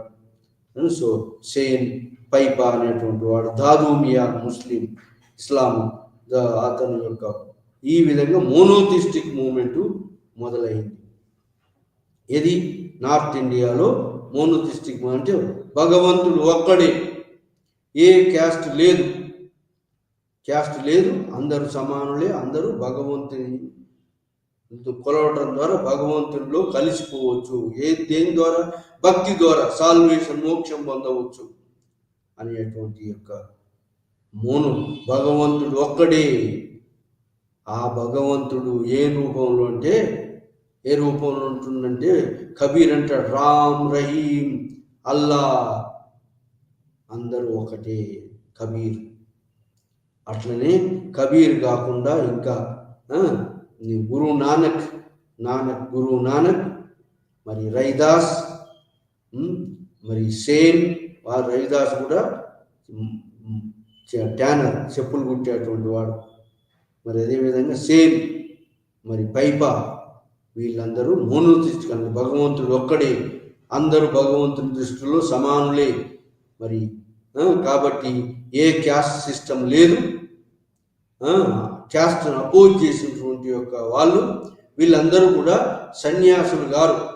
ఏది ఫ్యామిలీ లైఫ్ లీడ్ చేస్తూ మరి బ్రాహ్మణుల యొక్క యొక్క ఏది శాస్త్రాలను మరి చదువుతూ వాళ్ళు బ్రాహ్మణ్ డామినేషన్ వ్యతిరేకిస్తూ, క్యాస్ట్ సిస్టాన్ని వ్యతిరేకిస్తూ, భగవంతుని ముందు అందరూ సమానమే, ఈగాలిటేరియన్ సొసైటీ, ఈక్వల్ సొసైటీని ఎస్టాబ్లిష్ చేయాలని ప్రయత్నం చేసినటువంటి వాళ్ళు ఈ యొక్క మోనోథిస్టిక్ మూమెంట్. వీళ్ళందరూ కూడా లోయర్ క్లాస్ వాళ్ళు, ఇంకా అంటే అధమ కులాల వాళ్ళు. వీళ్ళందరూ కూడా అధమ కులాల వాళ్ళు అంటే లోయర్ క్లాసెస్ పీపుల్. అందరూ కూడా married life. Most of the ఈ saints, most of the scholars అందరూ కూడా మ్యారీడ్ లైఫ్ ఉన్నటువంటి 2 లైఫ్ మ్యారీడ్ లైఫ్ ఉండి మరి బాగా ఒక ప్లేస్ నుంచి ఇంకో ప్లేస్ బాగా ప్రయాణం చేస్తూ కబీర్ బనారస్లో, కాశీలో, సో అట్లని ఈ సేమ్ రైదాస్ ఇట్లా ఒక చోటు నుంచి ఇంకో చోటుకి బాగా వైడ్ ట్రావెలింగ్ చేస్తూ భగవంతుడు ఒక్కడే, అందరూ భగవంతుని ముందు అందరూ సమానులే అనే మోనోథిస్టిక్ మూమెంట్ను, క్యాస్ట్ను అపోజ్ చేస్తూ, బ్రాహ్మిన్ డామినేషన్ అపోజ్ చేస్తూ, బ్రాహ్మిన్ స్క్రిప్చర్స్ను అపోజ్ చేస్తూ, పంత్ నాట్ పంత్ పంత్ పంత్ ఒక మార్గాన్ని ఇది దాంట్లో మోస్ట్ ఇంపార్టెంట్ వాడు ఎవడంటే కబీర్, బనారస్ నుంచి కబీర్ వీవర్, మొగ్గం నేసేటువంటి ఫ్యామిలీ నుంచి వచ్చినటువంటి కబీర్. రామానందం తర్వాత కబీర్ తర్వాత వచ్చినటువంటి వాడు కబీర్ వీవర్, కన్వర్టెడ్ ముస్లిం. ఇతను వీవర్ ఫ్యామిలీ నుంచి కన్వర్టెడ్ ముస్లిం. ఆ విధంగా కబీర్ దోహాస్, కబీర్ పంత్ కబీర్ పంత్. అట్లనే గురు నానక్ ఫ్రమ్ పంజాబ్, తల్వండి నుంచి, పంజాబ్ 15th centuryలో తల్వండి నుంచి గురు నానక్.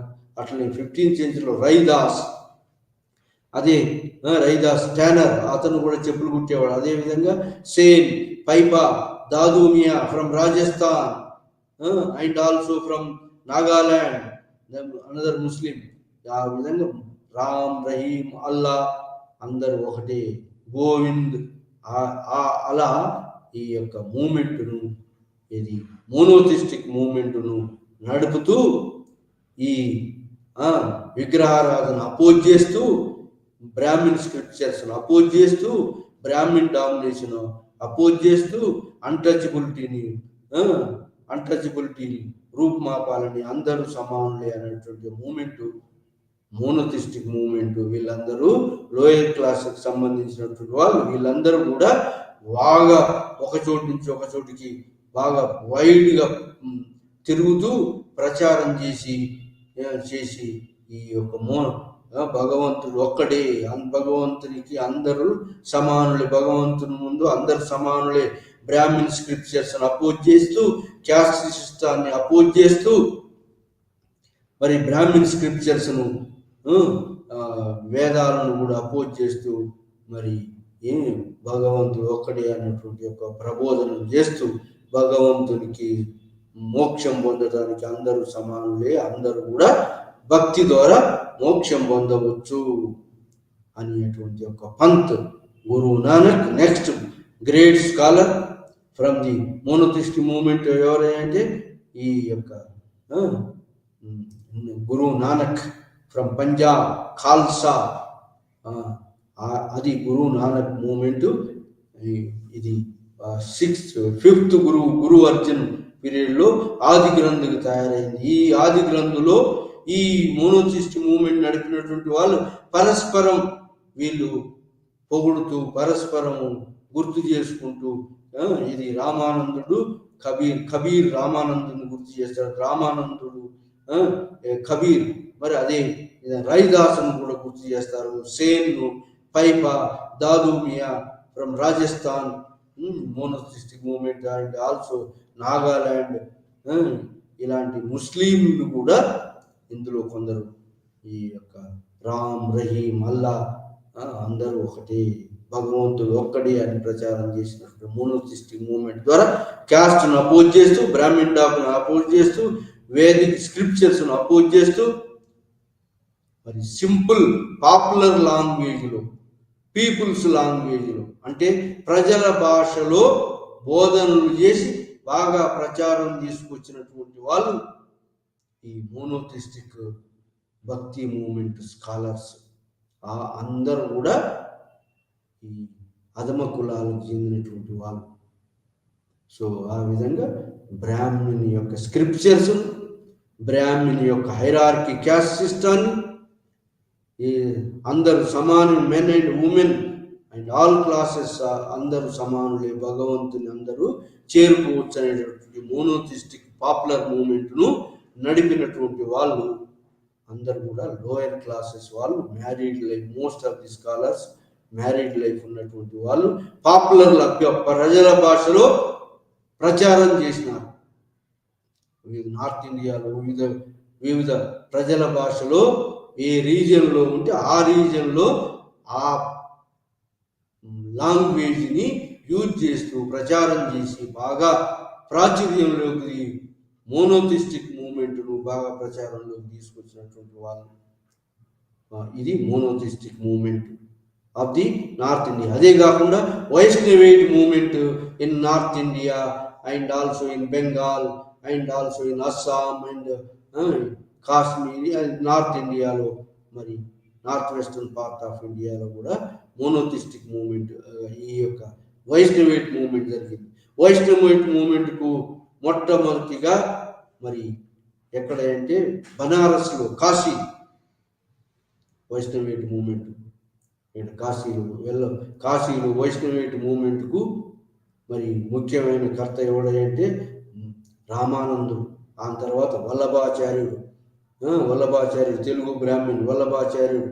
ఆ తర్వాత మరి నామదేవుడు నింబార్కర్, వీళ్ళందరూ కూడా వైష్ణవేట్ మూవ్మెంట్. విష్ణు అయితే వీళ్ళు విష్ణువు కాకుండా ఇక్కడ రామానందుడు రామభక్తిని, ఇక్కడ నార్త్ ఇండియాలో ఏం చేసినారంటే ఈ ఏరియాలో నార్త్ ఇండియాలో రామభక్తి, విష్ణు భక్తి కాకుండా రామభక్తిని, రాముణ్ణి, అయోధ్యలో ఉన్నటువంటి రాముడు, దశరథ కొడుకు రాముడు, రామలక్ష్మణ సీత ఆంజనేయ, ఈ స్టోరీను, ఈ యొక్క దాన్ని ప్రచారం చేసినటువంటి వాడు రామానందుడు. ఆ తర్వాత ఈ యొక్క మరి దీన్ని ప్రచారం చేసినటువంటి బెంగాల్లో కృష్ణ భక్తి, రాజస్థాన్లో కృష్ణ భక్తి, మీరాబాయి కృష్ణ భక్తి, మరి మహారాష్ట్రలో కూడా ఈ యొక్క వైష్ణవేట్ మూవ్మెంట్ను మరి వల్లభాచార్యుడు గుజరాత్లో, బృందావన్లో వల్లభాచార్యుడు, బృందావన్ అంటే మథురాలో మరి కృష్ణ భక్తిని ప్రచారం చేసినటువంటి వాడు నామదేవుడు, వల్లభాచార్యుడు, వీళ్ళందరూ కూడా పండరీపురం మహారాష్ట్రలో మరి మహారాష్ట్రలో ముఖ్యంగా మహారాష్ట్రలో నామదేవుడు సెయింట్ నామదేవుడు. ఆ తర్వాత ఈ మహారాష్ట్రలో గుజరాత్లో వల్లభాచార్యుడు యొక్క కృష్ణ భక్తి, నామదేవుడు, రామ కృష్ణ గోవిందుడు అనేటువంటి యొక్క భక్తి మూమెంట్ను నార్త్ ఇండియాలో ప్రచారం చేసినటువంటి వాళ్ళు.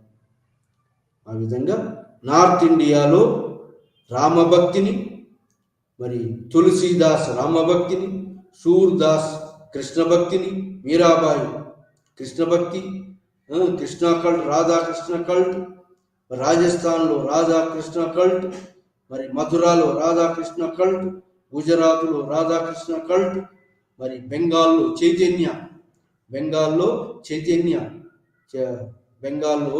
బెంగాల్, బీహార్ ఈ జయదేవ గీతా గోవింద అనేటువంటి బుక్ రాశాడు. ఆ బుక్ ప్రకారంగా బెంగాల్లో ఇది కృష్ణ భక్తిని, బెంగాల్లో బాగా కృష్ణ భక్తిని ప్రచారం చేసిన వాడు చైతన్యుడు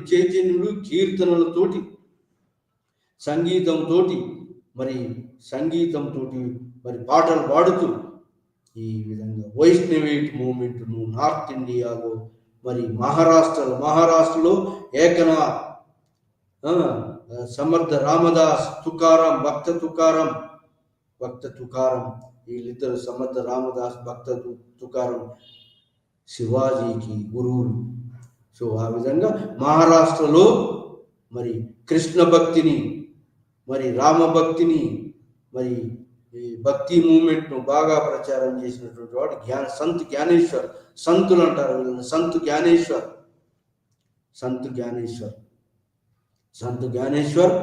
జ్ఞానేశ్వర్ శిష్యులు వల్లభాచార్యుడు, నింబార్కర్, మరి తులసీదాస్, సూర్దాస్, వీళ్ళని నార్త్ ఇండియాలో బాగా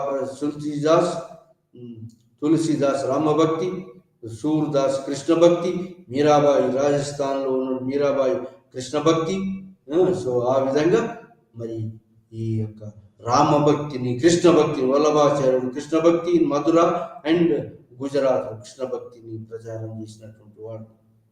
ఆ విధంగా వైష్ణవేట్ మూమెంట్ ఇది నార్త్ ఇండియాలో రామభక్తి, రాముడు కృష్ణుడు, కృష్ణ రాధా భక్తి, ఏది బెంగాల్లో ముఖ్యంగా చైతన్య మహాప్రభు సంగీతం పాటలు పాడుతూ తిరుగుతూ బాగా ప్రచారం చేస్తూ బెంగాల్లో ఇది నియో వైష్ణవిజం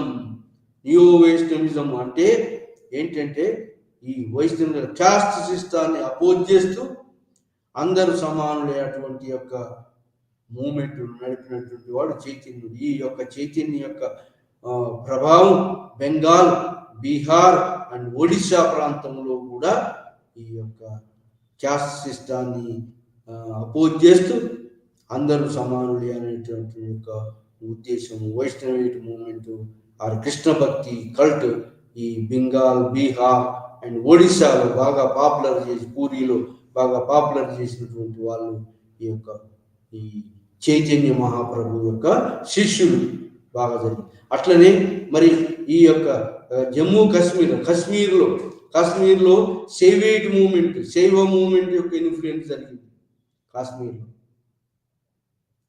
కాశ్మీర్లో శైవిజం బాగా పాపులారిటీలోకి వచ్చింది. అదేవిధంగా అస్సాంలో శంకరదేవుడు నడిపాడు. అస్సాంలో ఇది శంకరదేవుడు కృష్ణ భక్తిని, అస్సాంలో అండ్ నాగాలాండ్లో, దాదూమియా నాగాలాండ్లో. సో ఆ విధంగా నార్త్ ఇండియాలో మరి ఈ యొక్క బీహార్ అండ్ బెంగాల్, బనారస్, ఉత్తరప్రదేశ్ ఎన్నో చోట్ల, అది మహారాష్ట్రలో, మరి బెంగాల్లో, బీహార్, ఒరిస్సా, అస్సాం, ఈ విధంగా వైష్ణవేట్ భక్తి మూమెంట్ బాగా నార్త్ ఇండియాలో జరిగింది. మరి ఆ తర్వాత ఈ నార్త్ ఇండియాలో జరిగినటువంటి వైష్ణవేట్ మూమెంట్ తర్వాత ఈ యొక్క ఇన్ఫ్లుయెన్స్ తోటి ఈ మూమెంట్ వైష్ణవేట్ మూమెంట్ ఇది ఈ ఢిల్లీ సుల్తాన్ల కాలంలో, మరి ఈ వైష్ణవేట్ మూమెంట్ ఢిల్లీ సుల్తాన్ల కాలం తర్వాత మొఘల్ కాలంలో ఈ తులసీదాస్, సూర్దాస్, సమర్థ రామదాస్ అండ్ భక్త తుకారం అండ్ ఏకనాథ్ వీళ్ళతోటి ఈ మొఘళ్ళ కాలంలో ఇది బాగా పీక్ స్టేజ్కి వచ్చింది ఢిల్లీ సుల్తాన్ల కాలంలో. ఆ విధంగా ఢిల్లీ సుల్తాన్ల కాలంలో మరి అమీర్ ఖుస్రు అండ్ ఆ తర్వాత వచ్చినటువంటి ఈ యొక్క రాజులు కూడా ఎవరు, ఈ ఢిల్లీ సుల్తాన్ల కాలంలో ఫిరోజ్ షా తుగ్లక్, ఆ తర్వాత అక్బర్ తర్వాత ఈ యొక్క అక్బర్ యొక్క కొడుకు దారాసికో, ఈ యొక్క ఈ హిందూ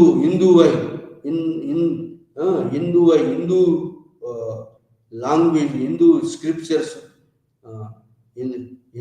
హిందువుల లాంగ్వేజ్ తోటి ఈ యొక్క పర్షియన్ బుక్స్ను, సాంస్క్రిట్ బుక్స్ను పర్షియన్లోకి ట్రాన్స్లేట్ చేసినటువంటి వాళ్ళు. ఆ విధంగా పాపులర్ రీజనల్ లాంగ్వేజ్ ఈ భక్తి మూవ్మెంట్ ద్వారా వచ్చినటువంటి వైష్ణవేట్ భక్తి మూవ్మెంట్ అయితేంది, ఈ మోనోథిస్టిక్ భక్తి మూమెంట్ ద్వారా వచ్చినటువంటి ఏంటి అంటే పాపులర్ లాంగ్వేజ్, పీపుల్స్ లాంగ్వేజ్ అంతా కూడా వచ్చింది. ఎక్కడ రీజన్లో అక్కడ peoples language, regional language emerge అయింది ఈ భక్తి మూమెంట్ ద్వారా. ఆ విధంగా bhakti movement interaction with Islam, interaction with ఒకదానితో మిళితమై సూఫీ మూమెంట్ కూడా వచ్చింది. సూఫీ మూమెంట్ ఎప్పుడు వచ్చిందంటే ఢిల్లీ సుల్తాన్ల కన్నా ముందే వచ్చింది. ఇక్కడ సూఫీ మూమెంట్ ఎక్కడ ముల్తాన్, లాహోర్లో వచ్చింది. ఆ తర్వాత సూఫీ వాళ్ళు, ఈ ముస్లింలు సూఫీ సెయింట్స్ ఎందుకు వచ్చారంటే అక్కడ వెస్ట్ ఏషియాలో, సెంట్రల్ ఏషియాలో ఇది ఈ యొక్క ఈ చెంగిస్ ఖాన్, ఈ మంగోళ్ళ దండయాత్రతోటి అక్కడ వెస్ట్ ఏషియాలో ఉన్నటువంటి ప్రాంతాలంటే మంగోళ్ళు పట్టుకున్నారు. వెస్ట్ ఏషియా, సెంట్రల్ ఏషియాలో మంగోళ్ళు పట్టుకొని మంగోళ్ళు ఈ యొక్క ముస్లిం స్కాలర్స్ను లేదా ముస్లిం సెయింట్స్ను ప్యాటర్నైజ్ చేయటం మానేసినారు. కాబట్టి అక్కడి నుంచి వాళ్ళు ముస్లింలు ఎక్కువ మొత్తంలో మైగ్రేట్ అయ్యి ముస్లిం స్కాలర్స్, ముస్లిం సెయింట్స్ ఇరాన్, ఇరాక్ నుంచి, వెస్ట్ ఏషియా నుంచి ఇండియాకు మైగ్రేట్ అయ్యింది. ఎందుకంటే అక్కడ పోషించారు మంగోళ్ళ చేతిలోకి పోయింది రాజకీయ ఆధిపత్యం. కాబట్టి మంగోళ్ళు తట్టుకోవడం కోసం అని చెప్పి అక్కడి నుంచి సూఫీ సెయింట్స్, సూఫీ ఇరాన్ నుంచి, ఇరాక్ నుంచి, మరి వెస్ట్ ఏషియా నుంచి సూఫీ సెయింట్స్ వచ్చి లాహోర్, ముల్తాన్ అట్లా అక్కడ సెటిల్ అయినారు. ఆ తర్వాత ఢిల్లీకి వచ్చినారు. ఢిల్లీ సుల్తాన్ల కాలం నుంచి ఢిల్లీకి వచ్చినారు. ఢిల్లీ సుల్తాన్ల కాలంలో బాగా ఎక్కువ మొత్తం 13th సెంచరీలో ఎక్కువ మొత్తంలో సూఫీ సెయింట్స్ వచ్చినారు. ఈ సూఫీ సెయింట్స్, మరి ఈ సూఫీ సెయింట్స్కు మరి ఈ యొక్క భక్తి సెయింట్స్గా, హిందువుల భక్తి సెయింట్స్కు మధ్య కొంత సారూప్యత ఉంది. వీళ్ళు కూడా మిస్టిసిజం, రిలీజియస్ ఐడియాలజీని, మిస్టిసిజం లేదా మెడిటేషన్, మెడిటేషన్ అంటే ఈ తపస్సు చేయటం, కాంటెంప్లేషన్, ఈ యొక్క ఆచారాలు, ఈ యొక్క ప్రవర్తనతోటి వీళ్ళు ఈ యొక్క సూఫీ సెయింట్స్ ఏంటంటే ఈ ప్రజల మధ్యలో ఈ కోర్టుకు దూరంగా, ముఖ్యంగా 60 ఆర్డర్ అయితే కోర్టుకు దూరంగా, కోర్టులో కాకుండా కోర్టుకు దూరంగా, అంటే రాజుల పోషణలో కాకుండా సొంతంగా మరి అవుట్స్కట్స్లలో నివసిస్తూ, ప్రజల మధ్యలో నివసిస్తూ, ప్రజల యొక్క డిసీజెస్ను తగ్గిస్తూ అక్కడ ఒక దర్గాలను ఏర్పాటు చేసుకుని, దర్గా అంటే ఈ యొక్క కంకాస్ అంటారు. కంకాస్ వాళ్ళు నివసించే ప్లేస్, సూఫీ సెయింట్స్ నివసించే ప్లేస్ను కంకాస్ అంటారు. వాళ్ళు సూఫీ సెయింట్స్ ఎవరు ఉంటాడు? గురువు ఉంటాడు. సూఫీ గురువు ఎక్కడ ఒక దర్గా కంకాస్ ఏర్పాటు చేసుకొని అక్కడ వివిధ వర్గాలను ఆకర్షిస్తూ తన దగ్గర ఉన్నటువంటి యొక్క మిరాకిల్స్ తోటి, తన దగ్గర ఉన్నటువంటి యొక్క హెర్బల్ మెడిసిన్ తోటి ప్రజలను ఆకర్షించడం మొదలుపెట్టారు. ఆ విధంగా సూఫీ సెయింట్స్ ఢిల్లీ సుల్తాన్ల కాలంలో నుంచి అంతకంటే ముందే వచ్చినారు. ముల్తాన్, లాహోర్ ప్రాంతంలో. కానీ తర్వాత ఢిల్లీ సుల్తాన్లు ఎప్పుడైతే సుల్తాన్లు వచ్చినారో ఆ టైంలో గజనీ మహమ్మద్, గోరీ మహమ్మద్తో పాటు ఎంతోమంది సూఫీ సెయింట్స్ కూడా రావడం జరిగింది ఇండియాకు. ఆ విధంగా వచ్చినటువంటి మొట్టమొదటి ఆర్డర్ ఏంటంటే షెర్వర్డి ఆర్డర్. ఎక్కడ? ముల్తాన్, లాహోర్, ముల్తాన్ ఏరియాలో ఖాజా మొయినుద్దీన్ షెర్వర్డి ఆర్డర్ ముల్తాన్లో బాగా పాపులారిటీకి వచ్చింది. దాని తర్వాత 60 ఆర్డర్, ఖాజా మొయినుద్దీన్ 60 అండ్ నిజాముద్దీన్ అలియా, ఇది ఢిల్లీలో పెద్ద పాపులారిటీ వచ్చింది. ఆ విధంగా ఈ షెర్వర్డి ఆర్డర్ ఇది ఈ ముల్తాన్, లాహోర్, పంజాబ్ అండ్ బెంగాల్లో షెర్వర్డి ఆర్డర్ బాగా 3 ప్లేసెస్లో, ఎక్కడ? ఈ ముల్తాన్, లాహోర్, పంజాబ్ అండ్ బెంగాల్లో షెర్వర్డి ఆర్డర్. ఆ తర్వాత 60 ఆర్డర్, ఖాజా మొయినుద్దీన్ 60. ఆ విధంగా ముల్తాన్లో షెర్వర్డి ఆర్డర్లో ఉన్నటువంటి ఒక మొట్టమొదటి ఒక ఈ యొక్క షెర్వోడి యొక్క ఇతను రాజస్థాన్లో ఉన్నటువంటి ఆజ్మీర్ ప్రాంతంలో ఉన్నటువంటి యొక్క ఈ గురువు ఆజ్మీర్ దర్గా ఫేమస్ దర్గా, ఇది అంత పిలిగ్రిమేజ్ సెంటర్గా మారింది. ఈ సూఫీ సెయింట్స్ ఎక్కడెక్కడైతే నివసించారో అక్కడక్కడ ఆ దర్గాలు పిలిగ్రిమేజ్ సెంటర్స్గా మారినాయి. అదేవిధంగా మరి ఎర్లీ సూఫీ సెయింట్స్ 60 ఆర్డర్ అంటే సంఘం, సిలసిలా అంటారు దాన్ని, సిలసిలా ఆర్డర్, సూఫీ సిలసిలా ఆర్డర్ ఎక్కడంటే షేక్ ఖాజా మొయినుద్దీన్ చిష్తి ఇక్కడ ఆజ్మీర్లో రాజస్థాన్లో, అట్లే ఖాజా మొయినుద్దీన్ చిష్తి. మరి ఆ చిష్తి ఆర్డర్ నిజాముద్దీన్ ఎలియా ఢిల్లీ సుల్తాన్ల కాలంలో బాగా ఫేమస్ నిజాముద్దీన్ ఎలియా. సో ఆ విధంగా ఢిల్లీలో ఫేమస్ చిష్తి ఆర్డర్ ఎందుకు బాగా పాపులారిటీకి వచ్చిందని, చిష్తి ఆర్డర్లో ఉన్నటువంటి యొక్క సెయింట్స్ రిలీజియస్ మిస్టిక్ను, మరి కంటెంప్లేషన్, మెడిటేషన్ కూడా హిందూయిజానికి దగ్గరగా, హిందూ యొక్క భక్తి సెయింట్స్కు దగ్గరగా, క్యాస్ట్ సిస్టాన్ని అపోజ్ చేస్తూ, ఆర్థడాక్స్ ఇస్లాంను అపోజ్ చేస్తూ, ఇస్లాంలో ఉన్నటువంటి ఆర్థడాక్సిజంని అపోజ్ చేస్తూ అందరినీ అట్రాక్ట్ చేయడానికి మరి 60 ఆర్డర్ ఎక్కువగా రాజుల కొలువులో వీళ్ళు నివసించలేదు. రాజుల యొక్క దయాదాక్షిణ్యం మీద కాకుండా వాళ్ళు సొంతంగా రాజస్థాన్లో పిజెంట్గా, రైతుగా ఖాజా మొయినుద్దీన్ చిష్తి లేదా ఈ రైతుగా ఆజ్మీర్ దర్గాలో వ్యవస్థాపకుడు మరి ఏ ప్యాటర్నేజ్, ఇది ఇస్లామిక్ రూలర్స్ యొక్క ప్యాటర్నేజ్ లేకుండా స్వతహాగా నివసిస్తూ ఆ దర్గాల్లో ఫ్రీ భోజనాలు పెడుతూ, మరి వాళ్ళ దగ్గర ఉన్నటువంటి హెర్బల్ మెడిసిన్ తోటి అందరినీ ఆకర్షిస్తూ, కులమత భేదాలను పాటించకుండా అందరిని దగ్గరికి తీయటం, వాళ్ళతో కలిసి జీవించటం మొదలుపెట్టారు. 60 ఆర్డర్, అందుకోసం 60 ఆర్డర్ అనేది బాగా పాపులారిటీలోకి వచ్చింది. Suhrawardi order, Qadri order, Naqshbandi order, ఈ సౌత్ ఇండియాలో నస్కబందీ ఆర్డర్ మహమ్మద్ బిన్ తుగ్లక్ ఆర్డర్ చేశాడు. ఎవరి 60 ఆర్డర్ వాళ్ళు సౌత్ ఇండియా దేవగిరికి పోయి అక్కడ చేయమని చెప్తే అక్కడి నుంచి వాళ్ళు దేవగిరికి వచ్చారు. ఆ నుంచి మరి బహుమని రాజ్య స్థాపన ఎప్పుడు జరిగిందో, బహుమని రాజ్యం స్థాపన జరిగేటప్పటికి దక్కన్లో జేసుదరాస్ దర్గా, ఎక్కడ గుల్బర్గా, బీజాపూర్ ఏరియాలో దక్కన్లో సూఫీ సెయింట్స్ వచ్చి చేరారు. ఆ విధంగా సూఫీ సెయింట్స్ దక్కన్లో, నార్త్ ఇండియాలో 60 బ్రాంచెస్, ఎన్నో 60 బ్రాంచెస్, ఎక్కడ బీహార్లో, ఉత్తరప్రదేశ్లో, పంజాబ్లో, మరి ఈ ఎన్నో చోట్ల బెంగాల్లో ఈ యొక్క 60 ఆర్డర్స్ బాగా నార్త్ ఇండియాలో ఎక్కువ మొత్తంలో 60 ఆర్డర్స్ ఎస్టాబ్లిష్ అయినాయి. ఆ విధంగా జేసుదరాస్ దక్కన్లో, గుల్బర్గా, బీజాపూర్ ప్రాంతంలో మరి ఆ విధంగా సూఫీ సెయింట్స్ దర్గాలు వెలిసినాయి. ఈ దర్గా గురువుని ఏమంటారంటే పీర్ అంటారు. ఆ యొక్క సంఘాన్ని ఏమంటారంటే పీర్, సిలసిలా అంటే ఆర్డర్. వీళ్ళు ఏంటంటే వీళ్ళు పీపుల్స్లో ప్రజల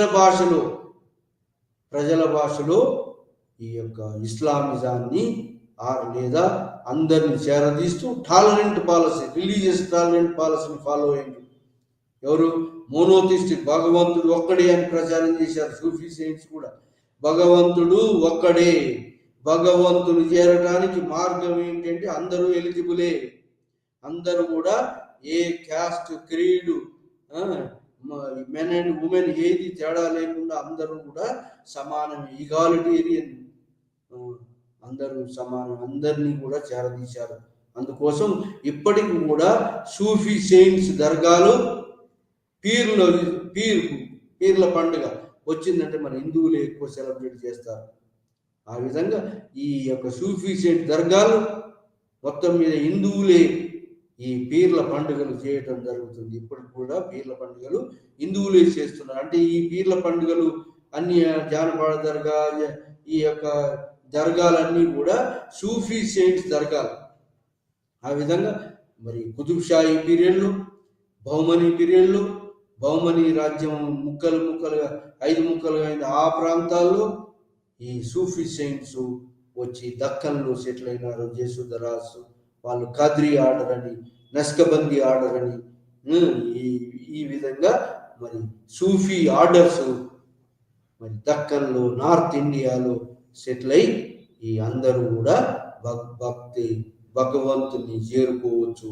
అయితే దీంట్లో ఈ దక్కన్లో వచ్చిన Sufi saints Sufi saints of 60 order వాళ్ళు దక్కన్లో వచ్చినటువంటి గుల్బర్గా ప్రాంతంలో, మరి బిజాపూర్ ప్రాంతంలో రాజులు సుల్తాన్ల యొక్క ప్యాటర్నేజ్లో అంటే పోషన్లో నివసించడం మొదలుపెట్టారు. అంటే ఎర్లీ 60 ఆర్డర్ వాళ్ళు సుల్తాన్ కొలువులలో ఉండకుండా దూరంగా, సుల్తాన్ మీద ఆధారపడకుండా స్వతహాగా యొక్క దర్గాలు మెయింటైన్ చేస్తూ, ఫ్రీ భోజనం పెడుతూ, మరి అందరిని ఆకర్షిస్తూ, అందరినీ ఈ యొక్క శిష్యులుగా చేర్చుకునే వాళ్ళు. ఆ విధంగా కన్వర్షన్ అలా వాళ్ళ ఇష్టంతో జరిగేది. కన్వర్షన్ ఇంటూ ది ఇస్లాం ఫోర్స్ఫుల్గా కాకుండా 60 ఈ యొక్క 60 ఆర్డర్లో కన్వర్షన్ వాళ్ళంతా వాళ్ళే కన్వర్ట్ అయినారు. ఎంతో మంది హిందువులు, లోయర్ క్లాస్ హిందువులు మరి ఇస్లాంలో కన్వర్ట్ అయినారు. లోయర్ క్లాస్ హిందువులలో హైరార్కీ, సప్రెషన్, అప్రెషన్, శూద్రాసము, అన్టచబిలిటీని అప్రెషన్ ఉంది. కాబట్టి ఎంతో మంది హిందూ అప్రెస్డ్ క్లాసెస్ ఇస్లాములోకి కన్వర్ట్ అయినారు. ఆ విధంగా ఇస్లాములో ముస్లింలు అంటే ఇక్కడ ఉన్నటువంటి యొక్క భారతదేశంలో ఉన్న ముస్లింలందరూ అక్కడి నుంచి బయట నుంచి వచ్చినటువంటి వాళ్ళు కాదు. ఇక్కడి నుంచి ఎక్కువ మంది లోయర్ క్లాసెస్ వాళ్ళు కన్వర్ట్ అయ్యారు. అట్లే క్రిస్టియన్స్ కూడా అంతే. భారతదేశంలో ఉన్న క్రిస్టియన్స్ అంతా కూడా బయట నుంచి వచ్చిన వాళ్ళు కాదు. ఇక్కడ వాళ్ళే ఈ యొక్క వాళ్ళు కన్వర్ట్ అయినటువంటి క్రిస్టియన్స్ ఎక్కువ మంది భారతదేశంలో ఉన్నటువంటి వాళ్ళు అప్పర్ క్లాస్ కన్వర్ట్ అయినారు, లోయర్ క్లాస్ కన్వర్ట్ అయినారు. అట్లనే ఈ ఇస్లాంలో కూడా అప్పర్ క్లాస్ వాళ్ళు కొంతమంది కన్వర్ట్ అయినారు, లోయర్ క్లాస్ ముఖ్యంగా చాలా మంది untouchability, caste distinctions, caste degradation ఉండటంతో అది తప్పించుకోవడానికి ఎక్కువ మంది ఇస్లాంలోకి కన్వర్ట్ అయినారు. ఈ యొక్క క్యాస్ట్ రిజిడిటీస్, అన్టచబిలిటీస్, బ్రాహ్మిన్ డామినేషన్ ఉండటం వల్ల ఆ విధంగా సూఫీ సెయింట్స్ ప్రచారం చేశారు. సూఫిజం మరి ఇండియాలో మొట్టమొదటి ముల్తాన్, షెర్వర్డి ఆర్డర్, ముల్తాన్, లాహోర్ అండ్ పంజాబ్, బెంగాల్ ఈ ప్రాంతంలో వచ్చినటువంటిది షెర్వర్డి ఆర్డర్. ఆ తర్వాత 60 ఆర్డర్. ఈ 60 ఆర్డర్ ఎక్కడ? మొట్టమొదటి ఢిల్లీలో ఖాజా మొయినుద్దీన్ చిష్తి, అజ్మీర్లో ఖాజా మొయినుద్దీన్ చిష్తి యొక్క దర్గా, అజ్మీర్ దర్గా హోలీ ప్లేసెస్ అంటారు ఇప్పుడు కూడా. ఆ తర్వాత నిజాముద్దీన్ ఏలియా, famous 60 Saint from Delhi, Nizamuddin ఏలియా ఫేమస్ 60 సెయింట్. ఈ విధంగా ఎర్లీ 60 సెయింట్స్ అనే వాళ్ళు ఋషులుగా వాళ్ళు మ్యారేజ్ లేకుండా సన్యాసుల్లాగా జీవించారు. ఏది సూఫీ వాళ్ళు సన్యాసులుగా, అంటే సన్యాసుల్లాగా, హిందూ సన్యాసుల్లాగా ఉంటూ హిందువుల యొక్క లాంగ్వేజ్ని, హిందూ లాంగ్వేజ్ని, అంటే హిందూ యొక్క రీజనల్ లాంగ్వేజ్లో వాళ్ళు ప్రచారం చేసినారు సూఫీ సెయింట్స్. ఆ విధంగా హిందావీ లాంగ్వేజ్, పర్షియన్ యొక్క గ్రంథాలను హిందావీలో ట్రాన్స్లేట్ చేశారు. ఆ విధంగా ముఖ్యంగా ఎవరు? అమీర్ ఖుస్రూ, జియావుద్దీన్ బర్నీ, మరి అబుల్ ఫజల్, మరి ఇట్లా మరి రాజులైతే అక్బర్, జహాంగీర్, మొఘళ్ళు, ఢిల్లీ సుల్తాన్ల కాలంలో ఫిరోజ్ షా తుగ్లక్, మహమ్మద్ ఫిరోజ్ షా తుగ్లక్, వీళ్ళు మరి లోడీస్, మరి వీళ్ళు ఈ సుల్తాన్ ఢిల్లీ సుల్తాన్ యొక్క రాజును కూడా మరి దారాషికో మొఘల్ రాజు వీళ్ళు హిందావీ లాంగ్వేజ్ పర్షియన్ను గ్రంథాలను హిందువుల యొక్క లాంగ్వేజ్లో ట్రాన్స్లేట్ చేయటం జరిగింది. హిందూ లాంగ్వేజ్ నేర్చుకోవడం కూడా జరిగింది. ఈ విధంగా రాజులు, కవులు, మరి సూఫిస్ట్ సెయింట్స్ హిందావీ లాంగ్వేజ్ని అంటే హిందువుల యొక్క లాంగ్వేజ్ని, రీజనల్ లాంగ్వేజ్ని ఉపయోగిస్తూ వాళ్ళ సూఫీ మతాన్ని ప్రచారం చేస్తూ వాళ్ళ దర్గాలు ఫేమస్ దర్గాలుగా వెలసినాయి. ఆ విధంగా 60 దర్గా ఖాజా మొయినుద్దీన్ చిష్తి, నిజాముద్దీన్ అలియా ఢిల్లీ నుంచి ఈ జేసు దరాస్ దక్కన్కి వచ్చినాడు. ఈ విధంగా దక్కన్కి వచ్చిన 60 ఆర్డర్స్ వాళ్ళు రాజపులుగులో ఉంటూ రాజు యొక్క మాన్యాలు అనుభవిస్తూ షరియత్ లా, ఇస్లామిక్ లాను సపోర్ట్ చేస్తూ మరి ఈ విధంగా అన్టచబుల్ అవన్నీ అందరూ సమానులే, అందరూ కూడా ముక్తి పొందవచ్చు అనేటువంటి మోనోథిస్టిక్ మూమెంట్ను నడిపినటువంటి వాళ్ళు ఈ యొక్క భగవంతుడు ఒక్కడే అనేటువంటి మూమెంట్ను నడిపి అంటరానితనాన్ని మరి కొంత తగ్గించినటువంటి వాళ్ళు సూఫీ సెయింట్స్, సూఫీ సన్యాసులు.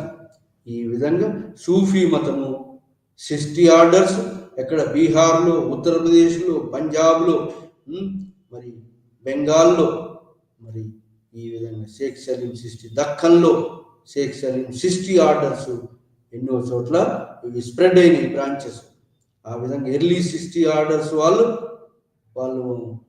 రాజకులువులో ఉండలేదు, రాజపోషణలో ఉండకుండా స్వతహాగా నివసించేవాళ్ళు. తర్వాత ఈ 60 ఆర్డర్స్ రాజు కులువులను ఆశ్రయిస్తూ వాళ్ళ మాన్యాలు తీసుకుంటూ వాళ్ళు ప్రజల భాషలో యొక్క గ్రంథాలు రాస్తూ ప్రజలను అందరినీ ఐక్యం చేస్తూ టాలరెంట్ పాలసీని అవలంబిస్తూ అందరూ కూడా భగవంతుని చేరుకోవచ్చు అనే మార్గము ఈక్వల్, భగవంతుని ముందు అందరు సమానమే అనేటువంటి యొక్క ఈ యొక్క భక్తి మూమెంట్ యొక్క ప్రభావము మరి మోనోథిస్టిక్ యొక్క మోనోథిస్టిక్ మూమెంట్ను, భక్తి మూమెంట్ని ఇన్నిటిని కలుపుతూ మింగిల్ చేస్తూ సూఫీ మూమెంట్ బాగా ప్రచారంలోకి వచ్చింది. ఆ విధంగా సూఫీ భక్తి మూమెంట్ రెండు కలయిక వల్ల మన భారతదేశంలో జరిగినది ఏంటంటే లోవర్ క్లాసెస్ యొక్క స్టేటస్ పెరిగింది.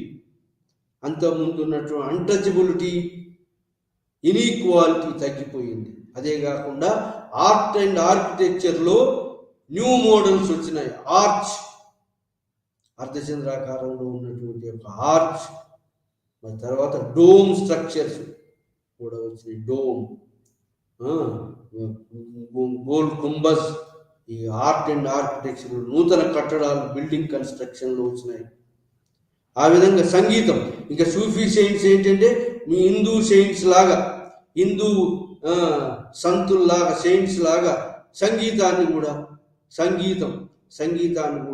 సంగీతం మరి రిలీజన్, నమ్మకాలు, మిస్టిసిజం, కంటెంప్లేషన్, మెడిటేషన్, తపస్సు ఇవన్నీ అవలంబించారు. కాబట్టి వీళ్ళు హిందువులకు దగ్గరగా ఉన్నటువంటి యొక్క ఆచారాల వల్ల ఈ రెండు కలిసిపోయి ఈ రెండు ఇంటరాక్షన్ వల్ల పరస్పరం మరి ఈ వల్ల ఏంటి అంటే లాభం జరిగింది. ఏంటి అంటే ఈ లోయర్ క్లాసెస్ స్టేటస్ పెరిగిపోయింది. అన్టచబిలిటీ మరి అంటరానితనము, ఈ భక్తి మూమెంట్, సూఫీ మూమెంట్ ద్వారా మరి క్యాస్ట్ సిస్టమ్ పోయిందా అంటే క్యాస్ట్ సిస్టమ్ పోలేదు, కానీ రిజిడిటీ తగ్గింది. లోయర్ క్లాస్ స్టేటస్ పెరిగింది, పెరిగిపోయింది. ఇంతకుముందు ఉన్నట్లాగా అన్టచబిలిటీ లేదు. అందరూ కూడా భగవంతుని చేరుకోవచ్చు అని సూఫీ మతస్థులు అంటున్నారు, భక్తి మూమెంట్లో ఉన్నటువంటి వాళ్ళు అంటున్నారు.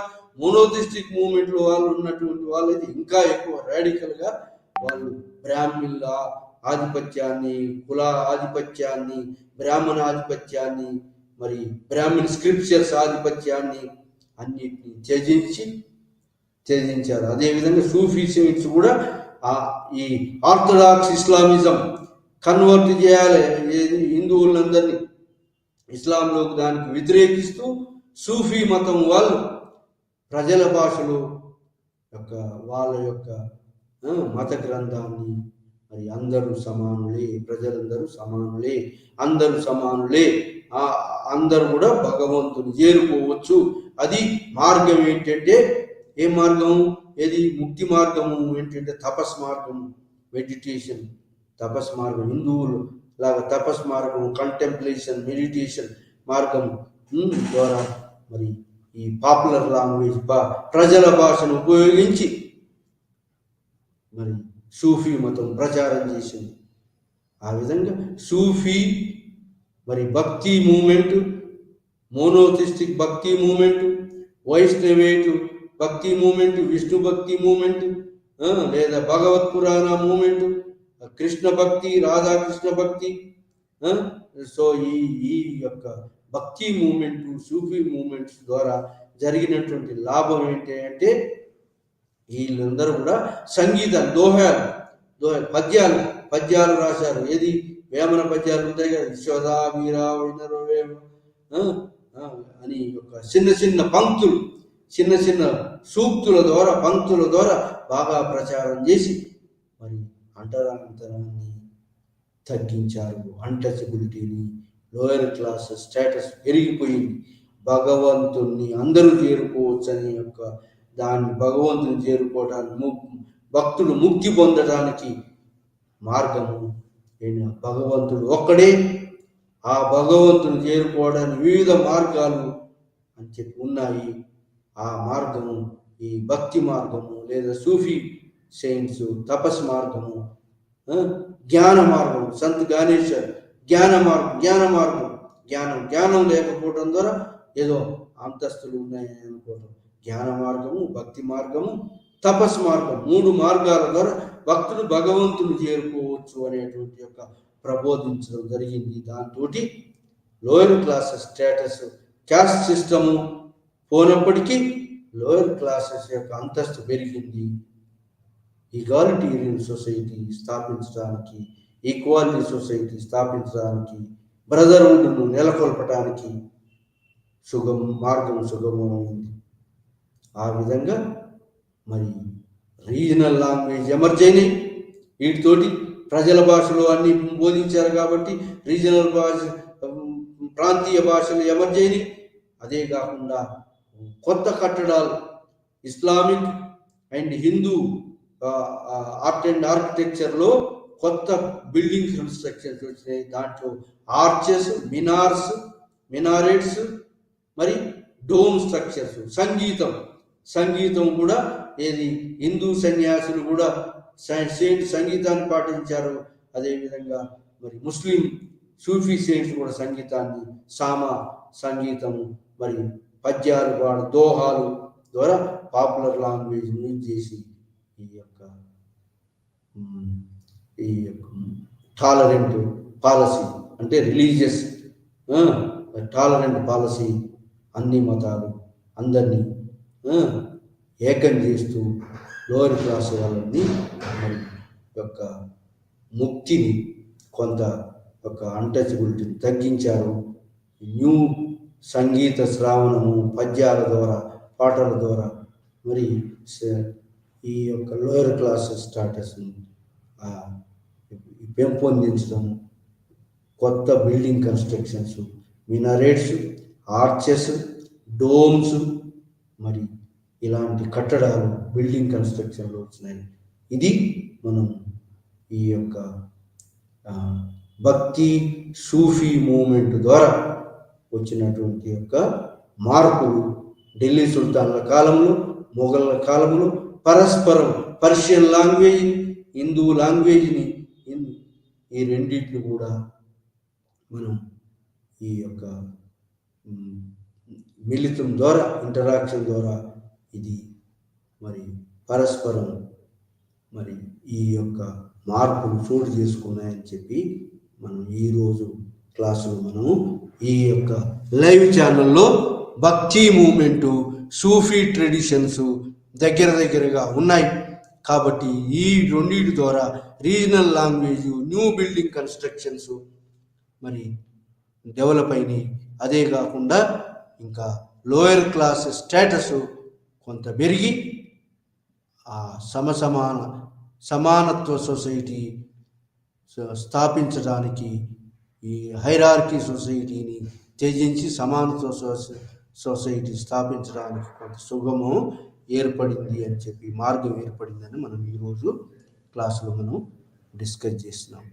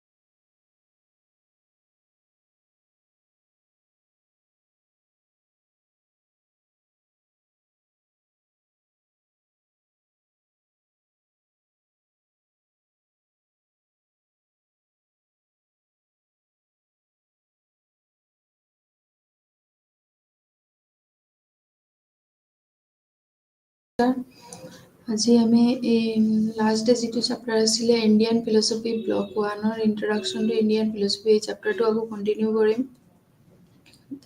তাতে মই সেইদিনাখন ইণ্ডিয়ান ফিলচফি আৰু ৱেষ্টাৰ্ণ ফিলচফি, মানে ভাৰতীয় দৰ্শন আৰু পাশ্চাত্য দৰ্শনৰ মাজত যি ডিফাৰেঞ্চটো আছিলে সেইখিনি, এইটো চেপ্টাৰৰ এটা অংশ হয়। এইখিনি বাকী আছিলে যেনেকা।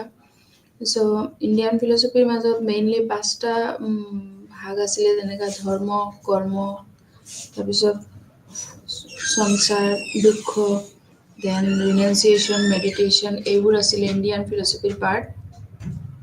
মেইনলি ইণ্ডিয়ান ফিলচফি এইবোৰৰ ওপৰতে হৈ আছিলে। চ' ধৰ্ম মিনছ কি? ধৰ্ম আজি ছাপ'জ এটা লাইফ যেতিয়া ষ্টাৰ্ট হয়, তেতিয়া লাইফটো ষ্টাৰ্ট হোৱাৰ লগে লগে তাৰ ফাৰ্ষ্ট পৰিচয়টো পাই যায় ধৰ্মৰ পৰা। বিকজ এটা কেঁচুৱা যেতিয়া জন্ম হয়, তেতিয়া জন্ম হোৱাৰ লগে লগে তাৰ মাৰ আৰু দেউতাৰ যি ধৰ্ম হয় সেইটোৱেই তাৰ পৰিচয় হৈ আহে। সেইটো তাৰ ফাৰ্ষ্ট পৰিচয় হয় যে ধৰ্ম। চ' ইণ্ডিয়ান ফিলচফিটো মেইনলি ধৰ্ম, তাৰপিছত ধৰ্মৰ পিছত আহে কৰ্ম। এতিয়া এটা কেঁচুৱা যেতিয়া ডাঙৰ অলপ দীঘল হ'ব, তাৰ ষ্টেজটো পাৰ হ'ব, তেতিয়াই তাক কৰ্ম সংস্থানৰ কাৰণে বিজি হৈ থাকিব লাগে, যাতে কি কৰ্ম উপাৰ্জন ক্ষমতা থাকিব লাগিব। যিহেতু পৃথিৱীখনত জীয়াই থাকিব লাগিব, তেতিয়া চব ব্যৱস্থা কৰিব লাগিব, চলিব লাগিব। চ' এইবোৰৰ কাৰণে কৰ্ম সংস্থানটো থাকিব লাগে। তাৰপিছত সংসাৰ বুলি আমি যিটো কওঁ, জেনেৰেলি সংসাৰৰ যি এই social beings, as a social beings চব প্ৰাণীৰে এটা সাংসাৰিক ডিজায়াৰ বা যি প্লেনিং থাকে।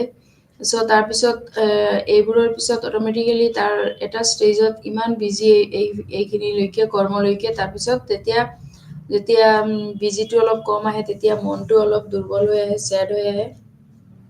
চ' অট'মেটিকেলি দুঃখ, তাৰপিছত ৰিমিউনেশ্যন, তাৰপিছত এইবিলাকৰ পৰা মুক্তি পাবৰ কাৰণে যি মেডিটেশ্যন, এইবোৰ এটচেট্ৰা, এইবোৰে হ'ল ইণ্ডিয়ান ফিলচফিৰ মেইন পাৰ্ট।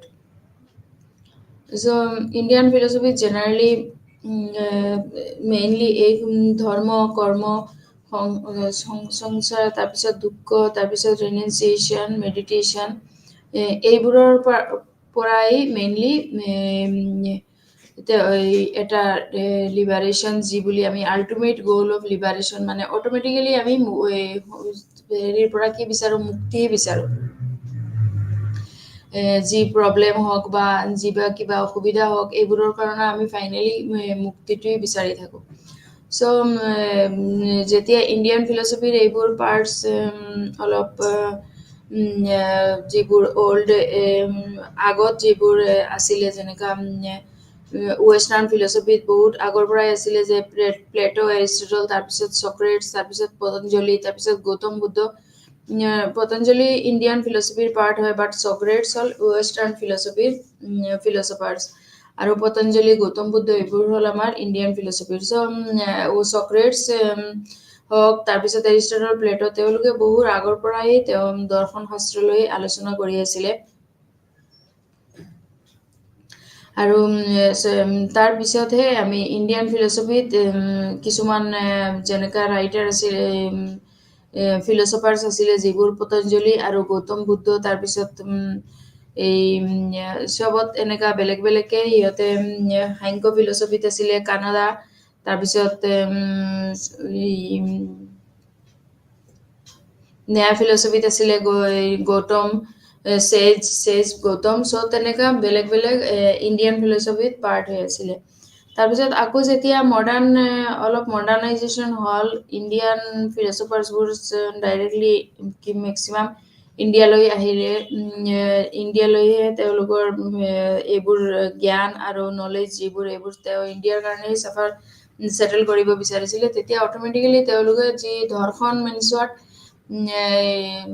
যিবোৰ চকুৰ আগতে আহে, মানে যিবোৰ চলি আছিলে ইয়াতে, বা যিবোৰ দৰ্শন মিনছ যিবোৰ লোকেলত আমাৰ চলি আছিলে, আৰু যিবোৰৰ পৰা আমি আল্টিমেট গ'ল অফ লিবাৰেশ্যন সেইটোও পাব পাৰোঁ। চ' এইবোৰৰ পৰাই গৌতম গৌতম বুদ্ধই হওক, আমি কিছুমান বস্তু তেওঁৰ পঢ়িছিলোঁ যেতিয়া স্কুল লাইফত আছিলোঁ, গৌতম বুদ্ধৰ লাইফষ্টাইল আৰু চব তেওঁ তেতিয়াৰ পৰাই অলপ ফাৰ্ষ্টৰ পৰাই ফিলচফাৰ টাইপ আছিলে আৰু তেওঁ এই মানুহৰ মুক্তিৰ কাৰণে আৰু যেনেকা অলপ মুক্তি যি দুঃখ বা এই liberation of ultimate goal of liberation যি হয় এইটো অট'মেটিক মেডিটেশ্যনতে হ'ব পাৰে বা মাইণ্ড ষ্টেট এইবোৰৰ পৰাও হ'ব পাৰে, এইবোৰৰ পৰাও এড হৈ পেলাই হ'ব পাৰে। চ' ইণ্ডিয়ান ফিলচফিত মেইনলি কি হ'ল, যিবোৰ আমাৰ সাধু বা যিবোৰ মহাত্মা এই ফিলচফাৰ্ছ টাইপ আছিলে, যেনেকা পতঞ্জলি হওক আৰু এই গৌতম বুদ্ধই হওক, তেওঁসকলে মেইনলি ডাইৰেক্টলি ইমাজিনত বা কিবা এটা ডেভেলপমেণ্টৰ কাৰণে তেওঁলোকে বনোৱা নাছিল। তেওঁ ডাইৰেক্টলি কিহৰ কাৰণে, যে দৰ্শন মিনছ হোৱাট, যি আমাৰ দৃষ্টিৰ আগত ওলাই আছে, আমি যি চকু মেলিলে যিবোৰ প্ৰব্লেম দেখা পাওঁ সেইবোৰ। চ' অট'মেটিকেলি তেওঁলোকে এইটো দৰ্শনৰ সেই বস্তুটোৱেই আজি ইয়াতে কুৱেশ্যন হয় যে দৰ্শনটো কেনেকৈ আহিলে, দৰ্শন শাস্ত্ৰখনে এইবোৰৰ ইণ্ডিয়ান ফিলচফাৰ পৰাই এইবোৰ অহা, ইণ্ডিয়ান ফিলচফিৰ পৰাই এইবোৰ অহা এটা ষ্টেপ হয়। চ' চক্ৰেটছ তেওঁলোকে আছিলে অলপ ৱেষ্টাৰ্ণ ফিলচফাৰ, যদিও তেওঁলোকে যিহেতু দুখন ফিলচফিত লৈ এটা কণ্ট্ৰাডিক্টৰী, যেনেকা ইণ্ডিয়ান ফিলচফাৰ্ছে যিবোৰ এই যেনেকা ফেমিলি টাইপ প্ৰব্লেমেই হওক বা ৰিলিজিয়ন টাইপেই হওক, যি হওক, এইবোৰত তেওঁলোকে কি কৰা নাছিলে, ইমান ইণ্টাৰফেয়াৰ কৰা নাছিলে। কিন্তু এই যিবোৰ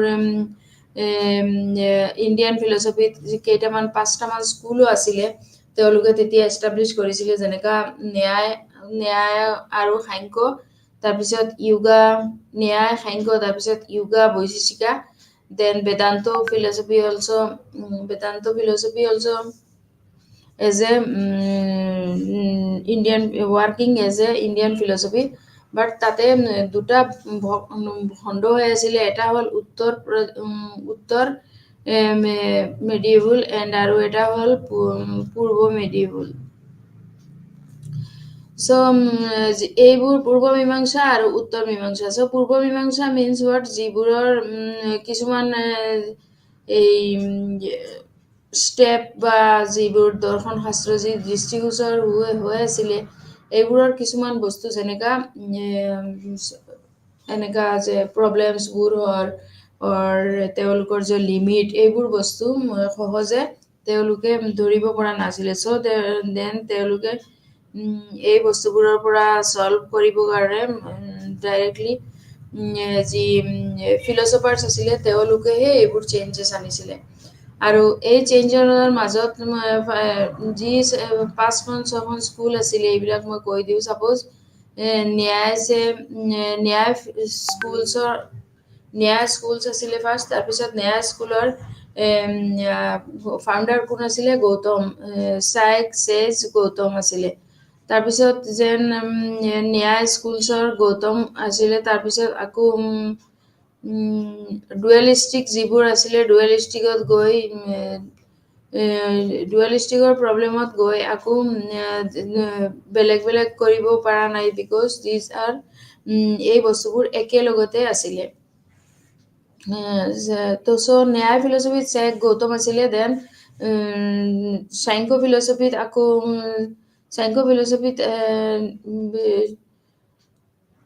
কানাডা আছিলে। সাংখ্য ফিলচফিত আছিলে পুৰুষ এণ্ড প্ৰকৃতি, মেইনলি এইটোৱে ডুৱেলিষ্টিক আছিলে। তাৰপিছত য়োগা ফিলচফিত হ'ল ডিচিপ্লিন লৈহে আলোচনা কৰিছিলে, আৰু discipline of body and mind, মানে আমাৰ মন আৰু দেহাটোৰ ওপৰতে তেওঁলোকে এইটো ডিচিপ্লিন কৰিছিলে, আৰু এই প্ৰকৃতি পুৰুষ এইটো মিলাই ৰাখিছিলে। চ' ডুৱেলিষ্টিক যি আছিলে এইটোতে পুৰুষ এণ্ড প্ৰকৃতি, পুৰুষ মিনছ হোৱাত আছিলে, পুৰুষ মিনছ হ'ল এজ এ হিউমেন বিংছ, যিবোৰ হিউমেন হৈ আছিলে এইবোৰে আছিলে। পুৰুষৰ আৰু প্ৰকৃতিটো নেচাৰেল হয় যিবোৰ আৰু চবতকৈ অল্ডেষ্ট বুলি কোৱা হৈছিলে য়োগা ফিলচফি চবতকৈ অল্ডেষ্টটোৱে আছিলে সাংখ্য ফিলচফি আৰু তাৰ মাজতে সাংখ্য ফিলচফিটো আকৌ যদি আমি কিবা প্ৰব্লেমেটিক বা যিবোৰ জেনেৰেলি ফিলচফাৰ্ছ আছিলে তেওঁলোকে এইবোৰে বস্তু যিবোৰ কিছুমান দুখীয়া শ্ৰেণী হয় যিবোৰৰ এইখিনি বস্তুত তেওঁলোকৰ কেপাচিটি নাই বা কিবা প্ৰব্লেম হৈ আছে তেওঁলোকেহে এইখিনি through directly from the philosophy books তেওঁলোকে ফিলচফাৰ্ছৰ লিষ্টৰ পৰা ডাইৰেক্টলি এইখিনি কেনেকুৱা ইনক্লুড হৈ আছে এইখিনিতো আমি চাব পাৰোঁ। চ' তাৰপিছত বৈশেষিকা স্কুল আছিলে ফাউণ্ডেড বাই শ্বেখ কানাডা আছিলে তেওঁহে এইটো ষ্ট্ৰেঞ্জলি এইটো কানেক্টেড কৰিছিলে। চ' মহৰ্ষি পতঞ্জলিৰ যুগত য়োগাৰ discipline of body and mind কিন্তু য়োগাটো আছিলে কি বডি এণ্ড মাইণ্ডৰ লগত ৰিলেটেড হৈ আছিলে। য়োগাটো মেইনলি মাইণ্ড এণ্ড বডিৰ লগত discipline of yoga is related with the discipline of body and mind এইটো আছিলে। তাৰপিছত আকৌ ইয়াতে মহৰ্ষি পতঞ্জলিও ছেইম এইটো তেওঁহে এইটো ছাপোৰ্ট কৰিছিলে যে মহৰ্ষি পতঞ্জলিৰ জৰিয়তে যে তাতে য়োগাটো মাইণ্ড এণ্ড বডি ষ্টেটৰ লগত ৰিলেটেড হৈ আছে। চ' বৈশেষিকা স্কুলতো আকৌ ফাউণ্ডেড বাই শ্বেখ কানাডা আছিলে আৰু দেন উত্তৰ যি মীমাংসা আছিলে এইটোতে আকৌ পূৰ্ব মীমাংসা বিলিভছ কৰিছিলে। পূৰ্ব মীমাংসাত মেইনলি ফেইথ আছিলে ইন বেদজৰ ফেইথ আছিলে এণ্ড যিবোৰ য়োগাৰ ডিচিপ্লিন আছিলে এইটো মাইণ্ড বডিৰ আছিলে এণ্ড মহৰ্ষি পতঞ্জলিটো আছিলে বৈশেষিকা স্কুল যি ফাউণ্ডেড বাই শ্বেখ কানাডা। তাৰপিছত মীমাংসা আকৌ দুটাত ভাগ কৰা হৈছিলে যেটা হ'ল পূৰ্ব মীমাংসা আৰু এটা হ'ল ৱেষ্টাৰ্ণ মীমাংসা। চ' পূৰ্ব মীমাংসাৰ যিবোৰ পূৰ্ব মীমাংসাত আছিলে তেওঁলোকেহে বিলিভ ইন বেদছ তেওঁলোকে মেইনলি বেদছহে বিলিভ কৰিছিলে আৰু পৃথিৱীখন ফাৰ্ষ্ট তেতিয়াৰ পৰাই ষ্টাৰ্ট হৈছিলে যেতিয়া বেদছটো আছিলে অলৰেডি পৃথিৱীত। চ' ফ্ৰম দ্যাট টাইম যেতিয়া বেদছ চবে মানিব লগা আছিলে বেদছ তেতিয়াহে তেওঁলোকেহে অলছ' এইটোক ছাপোৰ্ট দিছিলে আৰু এই বস্তুটো পূৰ্ব মিশ্ৰ এণ্ড বিলিভাৰ ইন যিবোৰ পূৰ্ব মিশ্ৰ এইবিলাক যিবিলাক বিলিভাৰ তেওঁলোকে বেদছত বিলিভ কৰে। আকৌ ultimate reality is what ultimate মীমাংসাটো কি আছিলে believes in the world is unreal and the reality is Brahman. তেওঁলোকে এইটো কি কৰিছিলে উত্তৰ মীমাংসা যি আছিলে এইটোতে ছাপোৰ্ট দিছিলে বেছিকৈ এইটোতে কি ছাপোৰ্ট দিছিলে যেনেকা বিলিভ ইন বেদছ এণ্ড তেওঁলোকে বিলিভ কৰা মেইনছ ৱৰ্ড তেওঁলোকে নেক্সট যিটো ষ্টেপ আহিব এইবোৰতো তেওঁ আকৌ ছাপোৰ্ট দিব পাৰিব। চ' অট'মেটিকেলি আমি দেখা পাওঁ যে ইয়াৰ পৰা যদি আমি তিনিটা এই Indian philosophy and western philosophy তিনিজনহে আমি যিবোৰ ফিলচফাৰ্ছ আছিলে তেওঁলোকে মেক্সিমাম ফিলচফিতে ডিছকাছ কৰিছে নট ইন এই তেওঁলোকে মেইনলি এইটো Uttara Mimamsa also' believes in the that world is unreal তেওঁলোকেহে বিলিভ কৰিছিলে যে world is unreal and only reality is Brahman আৰু ৰিয়েলিটিটোৱে কি হয় সেইটো সদায় কেঞ্চেল হৈ যায়। চ' দেন আমি ৱেষ্টাৰ্ণ ফিলচফি আৰু ইণ্ডিয়ান ফিলচফিৰ মাজত যি পাৰ্থক্যটো পালোঁ তাতে আমি বুজিব পাৰোঁ যে ইণ্ডিয়ান ফিলচফিটো মেইনলি আমাৰ for Indian and western philosophy for western countries also' and for India also' they can not force but if we want to study it thoroughly then we have to know everything then only we can write on it. So ন্যায় ফিলচফাত Indian philosophy কি আছিলে Indian ফিলচফিৰ পাৰ্টত আছিলে আমাৰ Gautam check and যিবোৰ আছিলে power and প্ৰকৃতি, তাৰপিছত yoga, দেন ন্যায় আছিলে, দেন বৈশেষিকা স্কুল, তাৰপিছত পূৰ্ব পূৰ্ব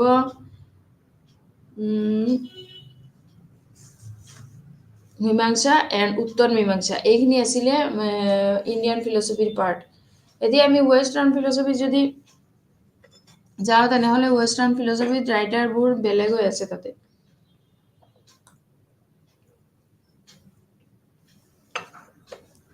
বিকজ ৱেষ্টাৰ্ণ ফিলচফিত মেইনলি তাতে এটা যিবোৰ ইণ্ডিয়ান ফিলচফি নলেজবোৰ বহুত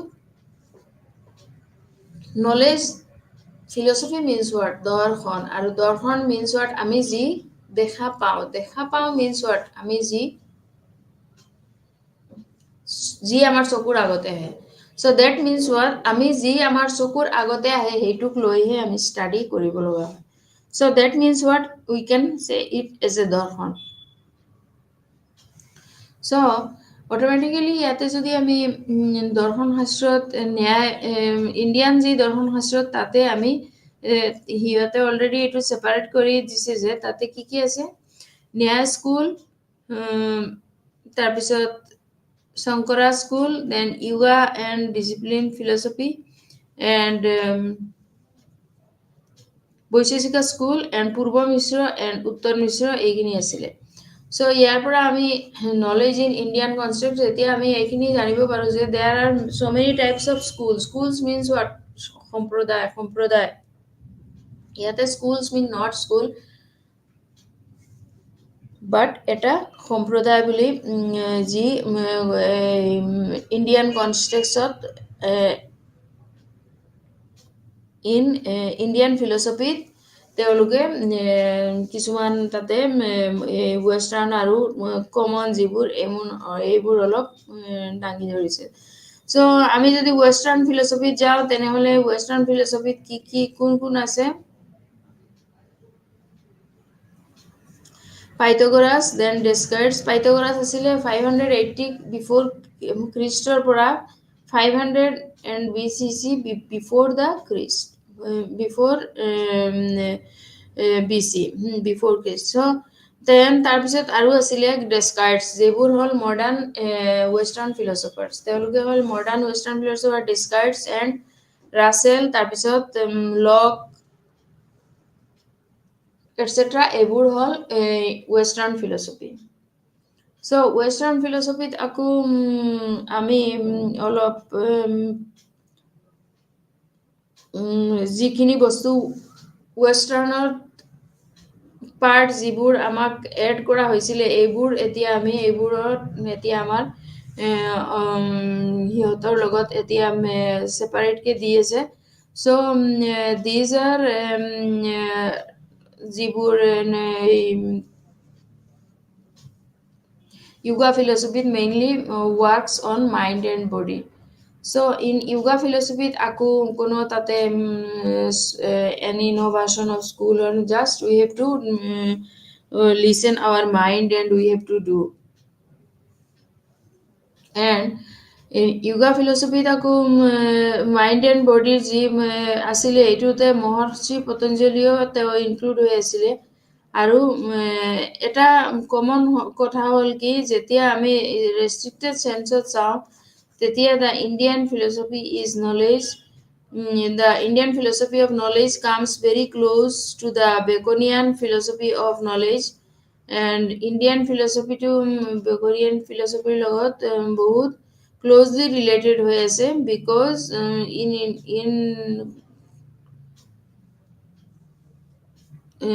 in Baconian philosophy of knowledge, truly Indian regarded knowledge and life and was never instinctive. কোনো instinctive নাছিলে, but then it is absolutely necessary to reverse the connotation of the word and power over nature, and the Indian power has supposed to the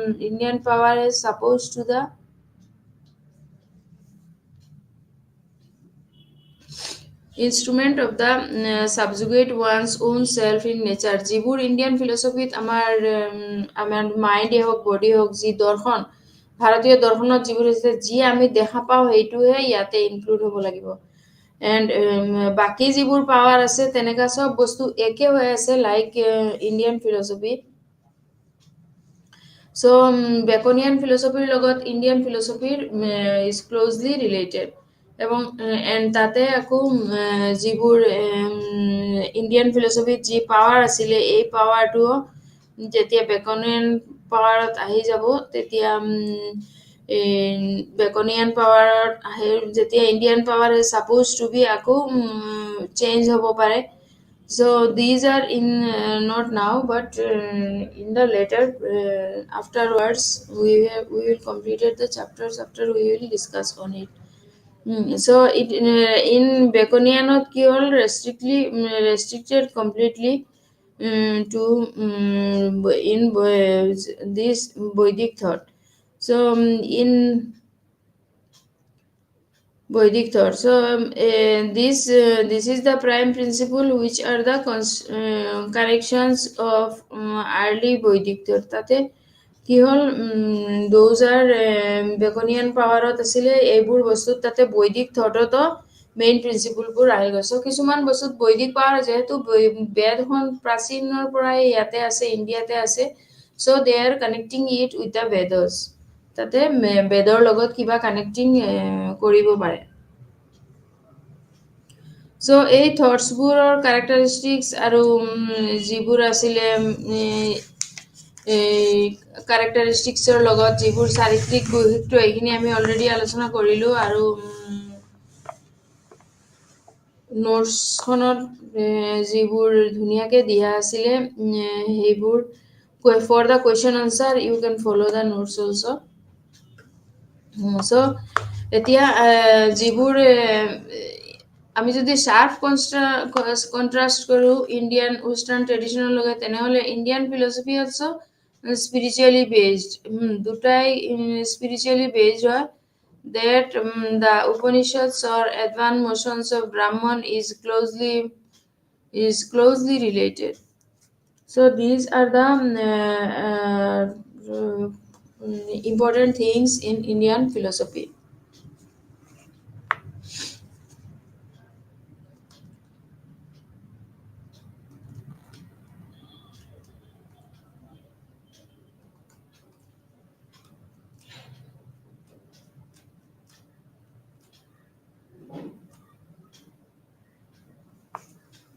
So কালিৰ মাজত আমি এইখিনি চাইছিলো উদ্দেশ্যসমূহ পৰিচয় দাৰ্শনিকসকলে বাস্তৱতাক চাই আৰু ভাৰতীয় প্ৰেক্ষাপটত জ্ঞানটোৰ কিহৰ ইম্পৰ্টেন্ট মেইনলি ভাৰতীয় প্ৰেক্ষাপটত জ্ঞানটো হ'ল কি আমি জ্ঞান মৃত্যুৰ আগমুহূৰ্তলৈকে আমি জ্ঞান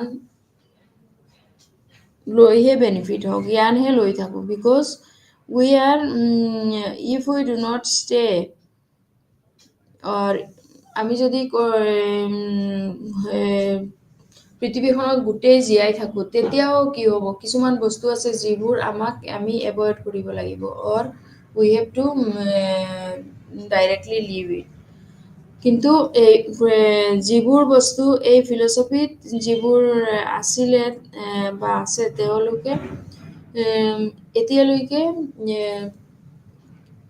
এই বস্তুটোক যি এডুকেশ্যন পাৰপজৰ অৰ যিবোৰ অবজেক্টিভছ হওক এইবোৰ বস্তুকে কি কৰিছে তেওঁলোকে অলপ আপগ্ৰেড কৰিছে আৰু আপগ্ৰেড কৰি কিনি বস্তুটো সেন্টেন্সবিলাক অলপ বঢ়াই দি অলপ ভালে কৰি দিছে কিন্তু আগৰ যিবোৰ বস্তু আছিলে যেনেকা western ফিলসফিত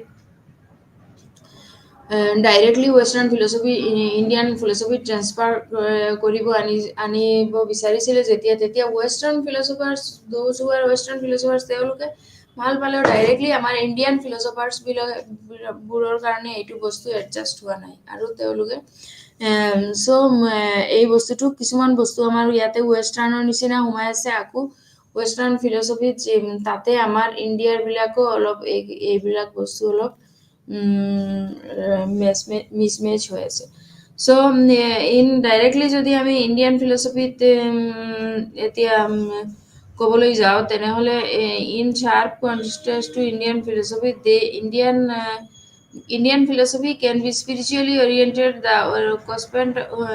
The concept of reality and aesthetic values are also empowered, and যিবোৰ বস্তু end of the Indian philosophy can be spiritually oriented, and the concept of reality and aesthetic values are also endowed with the quantity. So the concept of reality it হ'ল aesthetic value এইখিনি হ'ল যিবোৰ aesthetics value এইটো কেতিয়াবা নিজৰ যিবোৰ তেওঁলোকে adjust কৰিছিলে সেইবোৰৰ পৰা অলপ ছেপাৰেটলি কৰিব পৰা যায়, কিন্তু ডাইৰেক্টলি যিবোৰ আমি জ্ঞান আহৰণ কৰোঁ সেইটো জ্ঞানটোত আমি কি জ্ঞান পাইছো এইটোতে যাতে আৰু কোনোবা কি এইখিনি হোৱা নাই or these are এনেকা কৈ পেলাইও কিছুমান বস্তু হয় মিছমেচ হৈ যায়। So these are not these are must be ignored, এইবোৰ বস্তু আমি ইগনোৰ কৰিব লাগিব যেহেতু তাতে দুখন ফিলচফিৰ মাজত অলপ অলপ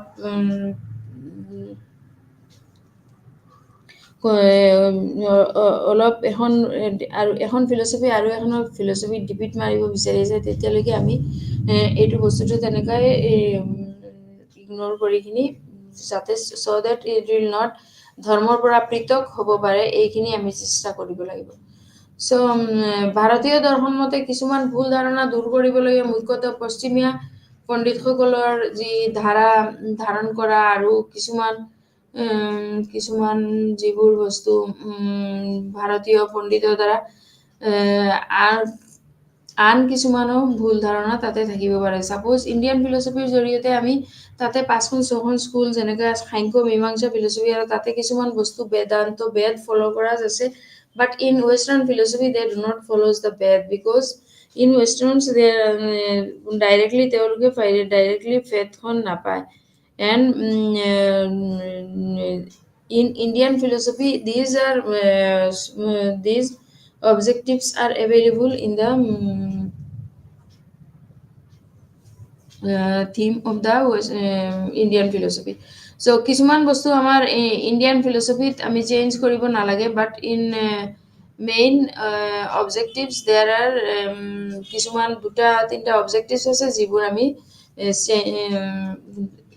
কৰিব পাৰোঁ। তাৰপিছত ইন্ট্ৰডাকশ্যন আমি কালি ডিছকাছ কৰিছোঁ, তাৰপিছত হ'ল এতিয়া বাস্তৱিকতা ধৰ্ম নিৰপেক্ষ, যদিও এখন ধৰ্ম নিৰপেক্ষ বুলি ছেকুলাৰ ষ্টেট বুলি কোৱা হৈছে, দেন অলছ' কি হয় তাতে মেক্সিমাম চিলড্ৰেনছবোৰক যিবোৰ চিলড্ৰেনছ হয় সিহঁতক সকলো অলপ বিকজ দে ডু নট যেতিয়া ৱেষ্টাৰ্ণ পঢ়িব লাগে তেওঁলোকে ৱেষ্টাৰ্ণ পঢ়ি ল'ব আৰু যেতিয়া ইণ্ডিয়ান পঢ়িব লাগে তেতিয়া ইণ্ডিয়ান লৈ ল'ব। They have not preachers like the philosophers, and philosophers they are the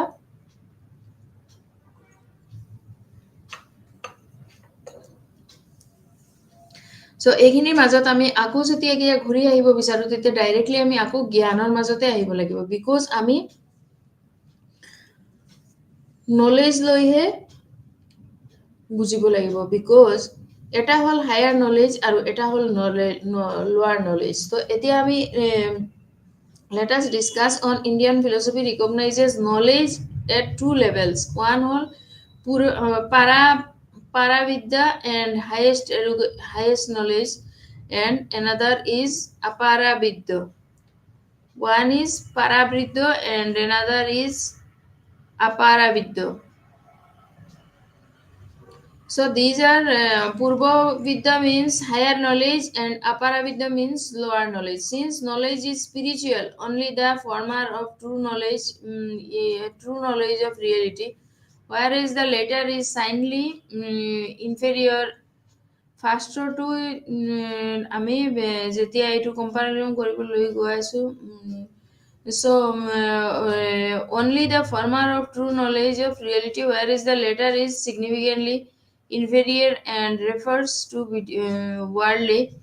তাৰ মানে কি হয় এইটোতে যিবোৰ বস্তু হায়াৰ নলেজ এণ্ড লোৱাৰ নলেজৰ মাজত যি কম্পাৰিজনটো হৈ আছে এই বস্তুটোত কেতিয়াবা হায়াৰ নলেজ আমি সদায় তাক লেছ নলেজ বুলি আমাৰ লেছ নলেজ বুলি ক'ব লাগিব বিকজ উই আৰ জাষ্ট আমি সদায় কি কৰি আছো যেনেকা দিনকে দিন আমাৰ এইবোৰ বস্তু চেঞ্জ হৈ আছে চ' ডেট মিনছ হোৱাট তাতে যিবোৰ পূৰ্ব যিটো আছিলে পূৰ্ব পাৰাবদ্য এণ্ড আৰু এটা আছিলে অপাৰাবৃদ্ধ এইবিলাক বস্তু আমি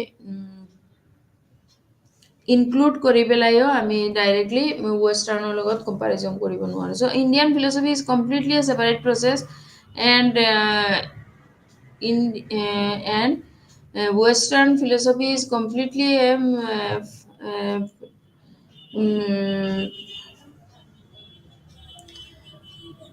study of higher knowledge and lower knowledge. But in modern technology, the Indian knowledge in the modern times, the Indian philosophy is more updated. But in Western philosophy, there are some there are good that it is the Indian philosophy is not the actual. These are not the actual characteristics according to them, and they criticize on it. But if we study about other parts of the Indian philosophy also, then we can see that the Indian philosophy covered all the cultures and knowledge যিবোৰ ভাৰতীয় দৰ্শনত যিবোৰ দৰ্শন আছিলে আৰু যিবোৰ পাৰচেপশ্যন আছিলে যিটো আমি দেখা পাওঁ এইবোৰৰ গোটেইখিনিৰ মাজতহে তাইক লৈ এই বস্তুটো আমি দিয়া হৈছে চ' এইটো কমেণ্টাৰিজৰ মাজতো উপনিষদছ আছে বেদজ উপনিষদছ এইবিলাকৰ মাজতো এইটো এটা ফাইনেন্স আহে আৰু the Upanishad regarded as what comparison এইটোকে তাক প্ৰমাণ বুলি কোৱা হয় that means what means of knowledge so not only lower knowledge it has also erroneous knowledge was seriously considered as the species of knowledge এইটো directly তাক erroneous knowledge বুলি কোৱা হয় আৰু এইটো directly তাৰ বেলেগ পাৰ্টৰ লগত related হৈ আছে so they will see on these two terms. Then according to in India and in the so ইয়াতে আমি যদি এতিয়া এইখিনি যদি সেপাৰেট কৰি লওঁ তেনেহ'লেও যদি ইণ্ডিয়ান ফিলচফিক সেপাৰেট আৰু ৱেষ্টাৰ্ণ ফিলচফিটো সেপাৰেট কৰিব আমি কৰিব পাৰোঁ তেতিয়াহ'লে আপোনালোকৰ পঢ়িব যাওঁতে অলপ সুবিধা হ'ব আৰু ডেট মিনছ হোৱাট যদি কিবা কুৱেশ্যন ডিষ্টাৰ্ব অৰ কিবা ইণ্ডিয়ান ফিলচফিৰ কেৰেক্টাৰিষ্টিক্সবোৰতো প্ৰব্লেম তেনেহ'লে আকৌ আমি এইটো চেপ্টাৰ আকৌ ৰিভাইজ কৰিব পাৰিম because Indian philosophy is little bit hard and little hard so এতিয়াতে মেইনলি ধৰ্ম আৰু ইণ্ডিয়ান ফিলচফি মেইনলি ধৰ্ম আৰু যেতিয়া এইবোৰ আছিলে যেতিয়া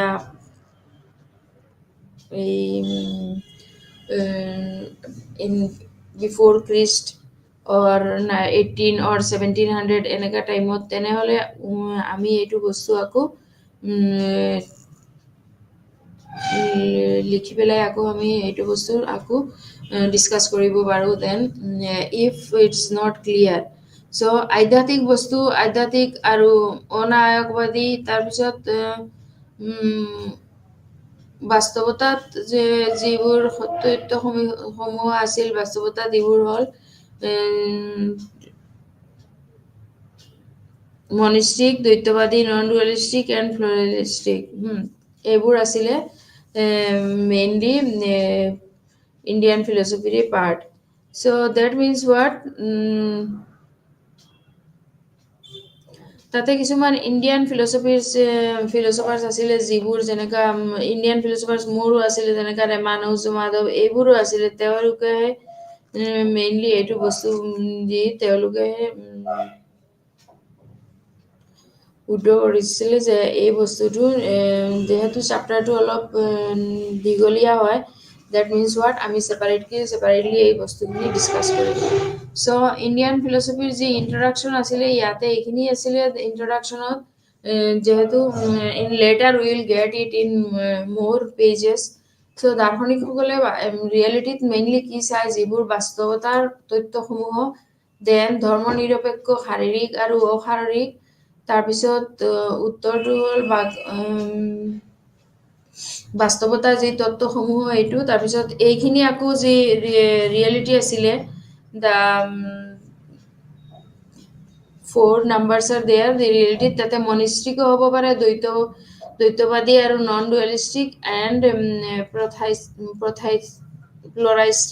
pluralistic so these are the some process that means wealth অৰ্থ আৰু satisfy কাম এইবোৰ sensation desire এইবোৰ আছিলে আমাৰ ইণ্ডিয়ান ফিলসফিৰ মেইনলি পাৰ্টস যিবোৰ কৰ্ম সাপোজ কৰ্মটো দেন মোক্ষ আমি গোটেই মানুহবিলাকে যিমান হিউম্যান বিংস আছে দে in it at a after their retire or after their completing their these chapters of Western philosophy they if they want to include then we have to again we have to write in this part separately that what we have studied number 1 2 3 you write in 3 number 1 point dharma nirapeksha 4 3 3 3 3 2 dharma nirapekho then in this way serially we can write that monistic dvaitavani and non dualistic and pluralistic এইবোৰ so যেহেতু এইবোৰৰ এটা ডিক্টাম আছিলে যে এইখিনি complete কৰিব লাগিব that means এই বস্তুটো হ'ল কি যেনেকা অখ্যাতি বুলি এটা বস্তু হ'ল এই বস্তুটো আকৌ যেনেকা কিছুমান বস্তু আমি জাষ্ট ফৰ খ্যাতিৰ কাৰণে কৰি থাকো তেনেকা হ'ব কৰিব নোৱাৰো because we have to do it separately and don't keep it in the in between in the terms of karma or ortho and these are in the between Indian philosophy and Western philosophy because these are directly linked with এই বস্তুখিনি directly link হৈ আছে কিহৰ লগত Indian philosophy লগত যেনেকা ধৰ্ম তাৰপিছত সংসাৰ তাৰপিছত কামা তাৰপিছত কৰ্মসংস্থান এই বস্তুবোৰ ডাইৰেক্টলি ইণ্ডিয়ান ফিলসফিত ইনক্লুড হৈ আছে not in Western philosophy so যেতিয়া আমি নলেজ মেইনলি কি হ'ল ইয়াতে নলেজটো কি হৈ আছে এইখিনি হ'ল মেইনলি আমাৰ মেইন চেপ্টাৰ যে হোৱাট ইজ নলেজ আৰু নলেজটো কি হয় মেইনলি ফিক্স হয় knowledge to generally fix what we have taken in our brain these things are fixed but we can include many things with this color so আমি এইটো ৰঙৰ লগতে কি কৰি এই বস্তুটোৰ লগত আমি ৰং ওয়েত যদি যাওঁ তেনেহলে এই বস্তুটোত আমি ওয়েস্টার্ন ফিলসফিত ইণ্ডিয়ান ফিলসফিটো কমপ্লিটলি সেপাৰেট কৰিব দিলে আমি এইটো ধুনীয়াকে মিলাই ধুনীয়াকে আমি এইটো ষ্টাডি কৰিব পাৰো যে these are the western philosophy suppose Socrates টাইমত এতিয়া বহুত বস্তু তেতিয়া নাছিলে then তাৰপিছত এতিয়া ইণ্ডিয়ান ফিলসফি যিবোৰ আছিলে these are the mainly modern most are the what modern modern why not old why so yoga philosophy হোক then মহৰ্ষি পতঞ্জলি বৈশেষিকা স্কুল এইবোৰ তাৰপিছত পূৰ্ব যিবিলাক মীমাংসা পূৰ্ব মীমাংসা আকৌ টু টাইপস those মীমাংসা ফলোৱাৰ্স বিলাকে কি কৰে ম্যাক্সিমাম বেদস ফলো কৰে মেইনলি ইন দা প্ৰাচীন ধৰ্মগ্ৰন্থ আছিলে বেদখন আৰু maximum Indian philosophers those are they follows the Vedas তেওঁলোকে কি কৰে বেদখন ফলো কৰিছে আৰু বেদতে ম্যাক্সিমাম সংস্কৃত টাৰ্মস আছে যিবোৰৰ জৰিয়তে আমি ইণ্ডিয়ান ফিলসফিত এটা ভাল যিবোৰ ল্যাঙ্গুৱেজৰ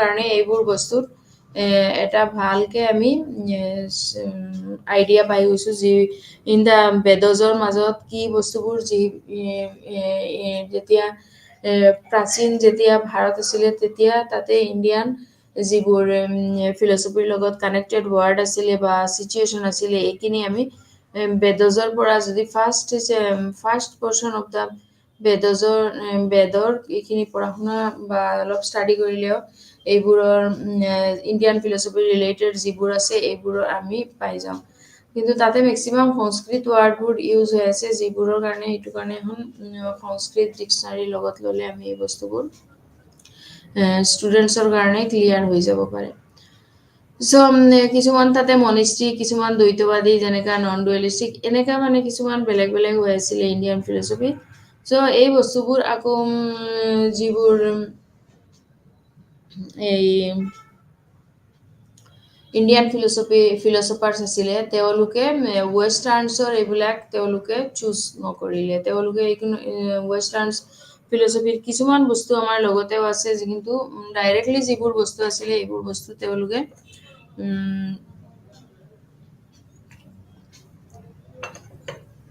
ইণ্ডিয়ান ফিলচফিৰ পৰা ছেপাৰেট কৰি ৱেষ্টাৰ্ণ ফিলচফিৰ লগত ইনক্লুড কৰিছে চ' থিয়ৰিজ অফ ৰিয়েলিটিত মেক্সিমাম থিয়ৰিজ আছে যিবোৰৰ বেচিছ নাম্বাৰৰ ওপৰতে বেচিছ যেনেকৈ ছাবষ্টেঞ্চ যিবোৰ দ্ৰব্য এই দ্ৰব্যবোৰ whether it is regarded as real or unreal যিবোৰ বস্তু ৰিয়েল দ্ৰব্য আছে যেনেকৈ যিবোৰ এইবোৰৰ ওপৰতো তেওঁলোকে বহুত বস্তুত যেনেকৈ যদি কোনোবাই দুটা থিয়ৰিৰ ওপৰত দিছে দেন দে আৰ প্লুৰেলিষ্টিক থিয়ৰিজ বুলি কোৱা হৈছে ছেইম তেনেকৈ কিছুমান বস্তুত তেওঁলোকে ওৱান কৰিছে যিবোৰ ওৱানত মেইনলি মনিজমত হৈ আছে মেইনলি মনিজমত ওৱান তেওঁলোকে যিবোৰ ওৱান থিয়ৰিজ বা ওৱান ভিউজ সেইটো হৈ আছে তাৰপিছত ডুৱেলিষ্টিকত টু তাৰপিছত মোৰ দেন টু হ'লে থিয়ৰি তেনেকুৱা থেইষ্টিক এইবোৰ বস্তুবোৰ তেওঁলোকে ইনক্লুড কৰি পেলাই দিছে আৰু আমাৰ মেইনলি হ'ল কি আমি সংসাৰৰ পৰা লাষ্টত গৈ গৌতম বুদ্ধৰ কি আছিলে তেওঁ সংসাৰত কি আছিলে যিবোৰ দুখ এইবোৰৰ পৰা তেওঁ সেই আল্টিমেট এটা গ'ল বিচাৰিছিলে যাতে এইটোৰ পৰা মানুহে দুখ নাপায় আৰু কোনো হেৰি আল্টিমেট গ'ল অফ ৰিয়েলিটি মানে লাইফৰ যি অট'মেটিক কি হ'ল কি আমি মুক্তি বিচাৰোঁ আমাৰ দেহখন আমাৰ মাইণ্ডটো এই দেহৰ পৰা মুক্তি বিচাৰিব তেওঁ আমাৰ চৌল উইল ৰিলিজ হৈ যাব আমাৰ দেহৰ পৰা চৌলটো কি হ'ব ৰিলিজ হৈ যাব চ' মেইনলি কি হ'ব এই বস্তুটো যেতিয়া দেহটো আছে তেতিয়ালৈকে কি হ'ব মাইণ্ডটো এক্টিভ হৈ আছে চ' অট'মেটিকেলি একৰ্ডিং টু বুদ্ধ আছিলে কি the ultimate goal of liberation এইটো লিবাৰেশ্যনটোৱে আমাৰ মেইন মুক্তি পোৱাটোৱে আছিলে আৰু ডেট মিনছ ৱাট সংসাৰৰ কি মুক্তিৰ পৰা নট এজ কিবা এটা আধ্যাত্মিক or living beings not as a living things যেনেকা এখন চকী অৰ এখন table these are not necessary just means what our mind and we our eyes that means what দৰ্শন means what knowledge যি আমাৰ চকুৰ আগতে আহিব আৰু এইখিনিক লৈ আমি কি নলেজ চব আমাৰ জ্ঞানটো লোৱাটোৰ নামে হ'ল কি আমি কিমান নলেজ আছে চ' knowledge is in Indian concept হ'ল এইখিনি তাতে যে আমি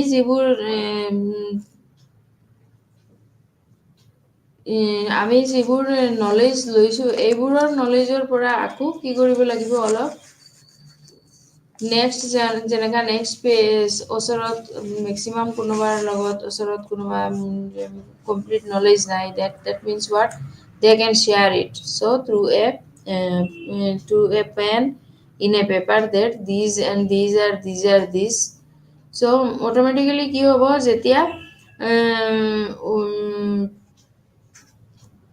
পেৰাবিদ্য হওক আৰু অপৰাবিদ্য হওক হেভ দেয়াৰ অ'ন প্লেচ তেওঁৰ কি আছিলে এইখিনি নিজৰ তেওঁৰ own place so that what moksha they will attain moksha easily so they will attain moksha easily and অৰ্থ তাৰপিছত মেন শুড একুয়াৰ অৰ্থ মেন কি কৰিব লাগে অৰ্থ পাব লাগিব যে এই অৰ্থটোৰ মিক্সটো কি হ'ল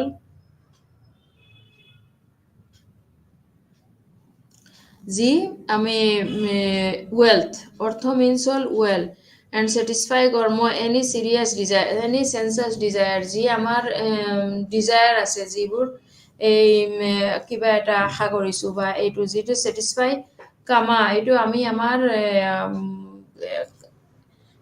মনৰ যিটো উইচ এই বস্তুটো আমি আশাটো পূৰণ কৰিবৰ কাৰণে এইটোকে কি বুলি কোৱা হয় কামা বুলি কোৱা হয় so that means what any sensuous desire and any very same means to Indian মোক্ষ যিটো আমাৰ যিটোৰ জৰিয়তে আমাৰ মনৰ পৰা কি হ'ব মোক্ষ মানে মুক্তি লিবাৰেশ্যন বিচাৰো so these are the what the law of parsimony is very well adhered in the regard of the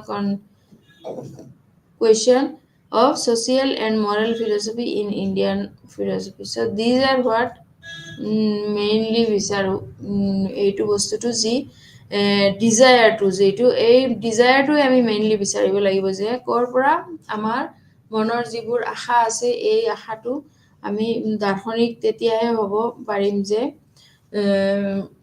আৰু আমি ডাইৰেক্টলি যদি গুচি যাওঁ তেনেহ'লে ডাইৰেক্টলি আমাৰ এট দ্য এণ্ডত গৈ লাইফত এটাই আশা যে আমি এটা কি বিচাৰো তেতিয়া এটা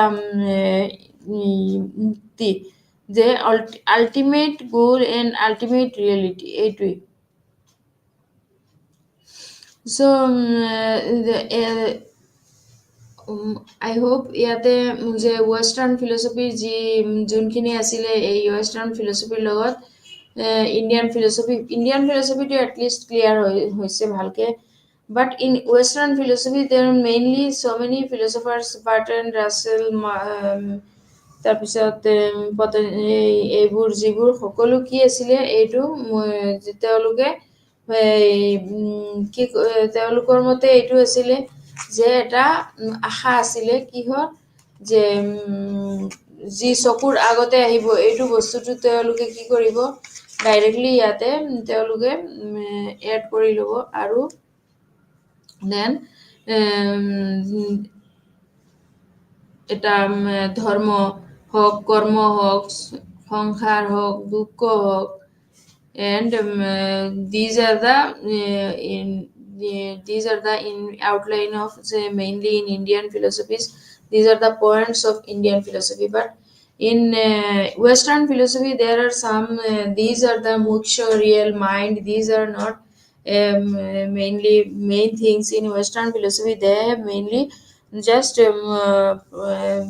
some hints there are some points given on mind or on anything in your book but I prefer more that যদি এখন ইণ্ডিয়ান ফিলচফিৰ এখন কিতাপ হয় যিবোৰ just as a reference book you can study it and তেতিয়াহে গোটেইখিনি clear হৈ যাব আৰু ৱেষ্টাৰ্ণ ফিলচফিত কি আছিলে যিবোৰ বস্তু আছে তেওঁলোকে বিলিভ কৰিছিলে mainly that the world is unreal and reality কি কৰিলে দ্য ৱৰ্ল্ড ইজ মেইনলি এইটো ৰিয়েলিটিৰ লগত related the early Vedic thought from the early Vedic thought এই বস্তুটো আছিলে আৰু the radical range in the meaning of the word power also explains the difference in world view and in Europeans.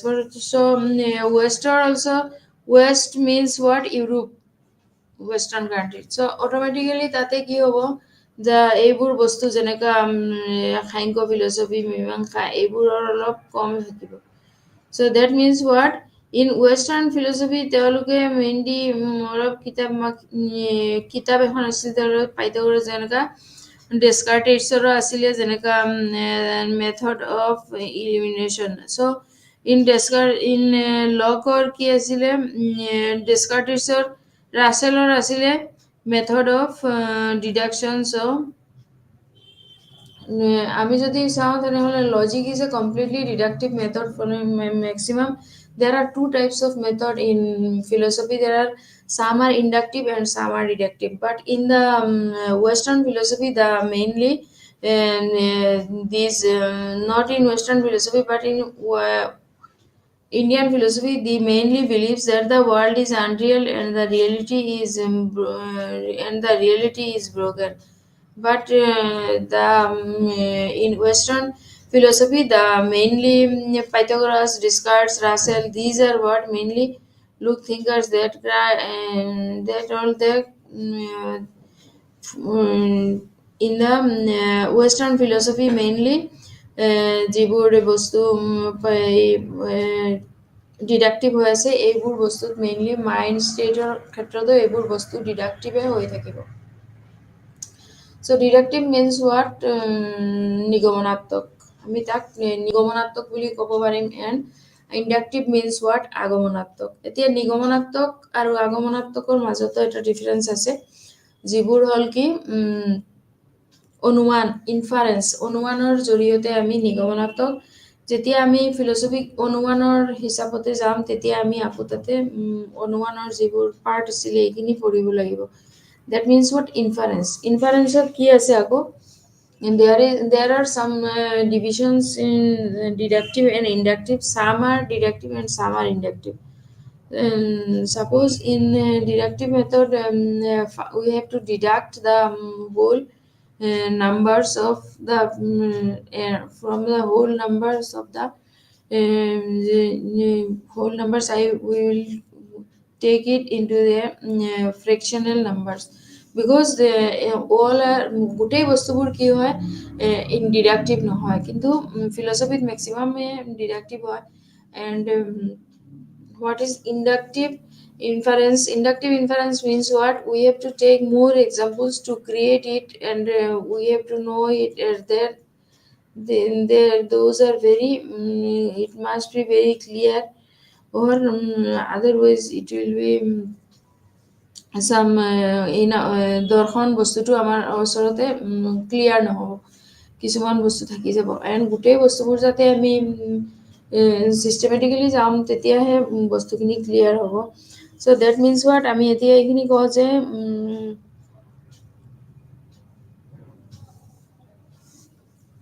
Indian ফিলচফিৰ যিবোৰ knowledge আছিলে এইটো very close to the Baconian philosophy আছিলে আৰু বেকনিয়ান philosophy of knowledge truly Indian regarded as the knowledge to a restricted sense the Indian philosophy to completely knowledge and that are very closely related to Baconian philosophy of knowledge are truly Indians regarded as truly Indian regarded as what following the deductive process but in others they were in others process it is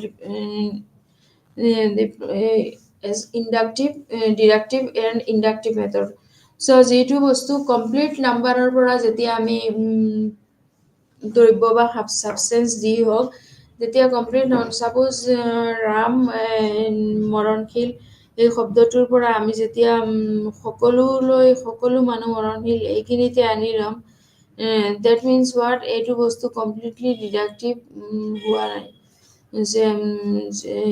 in Indian philosophy but in Western philosophy is completely in deductive method and according to Locke suppose Descartes Russell Locke এইবোৰ আছিলে modern philosophers and according to Kant modern logic of deductive inference আছিলে এইটো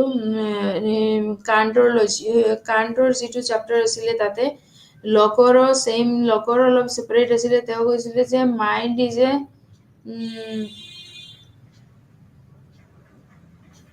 mind is a deductive method and through it we can see the or systematic the whole and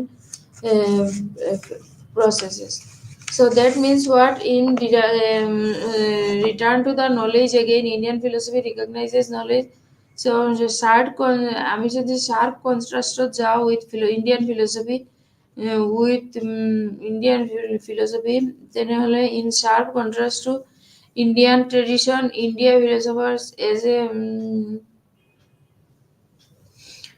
can be spiritually oriented. তো এইটো হ'ল কি spiritually oriented আৰু the concepts of real যি eastern আছিলে এইবিলাকৰ মাজত আকৌ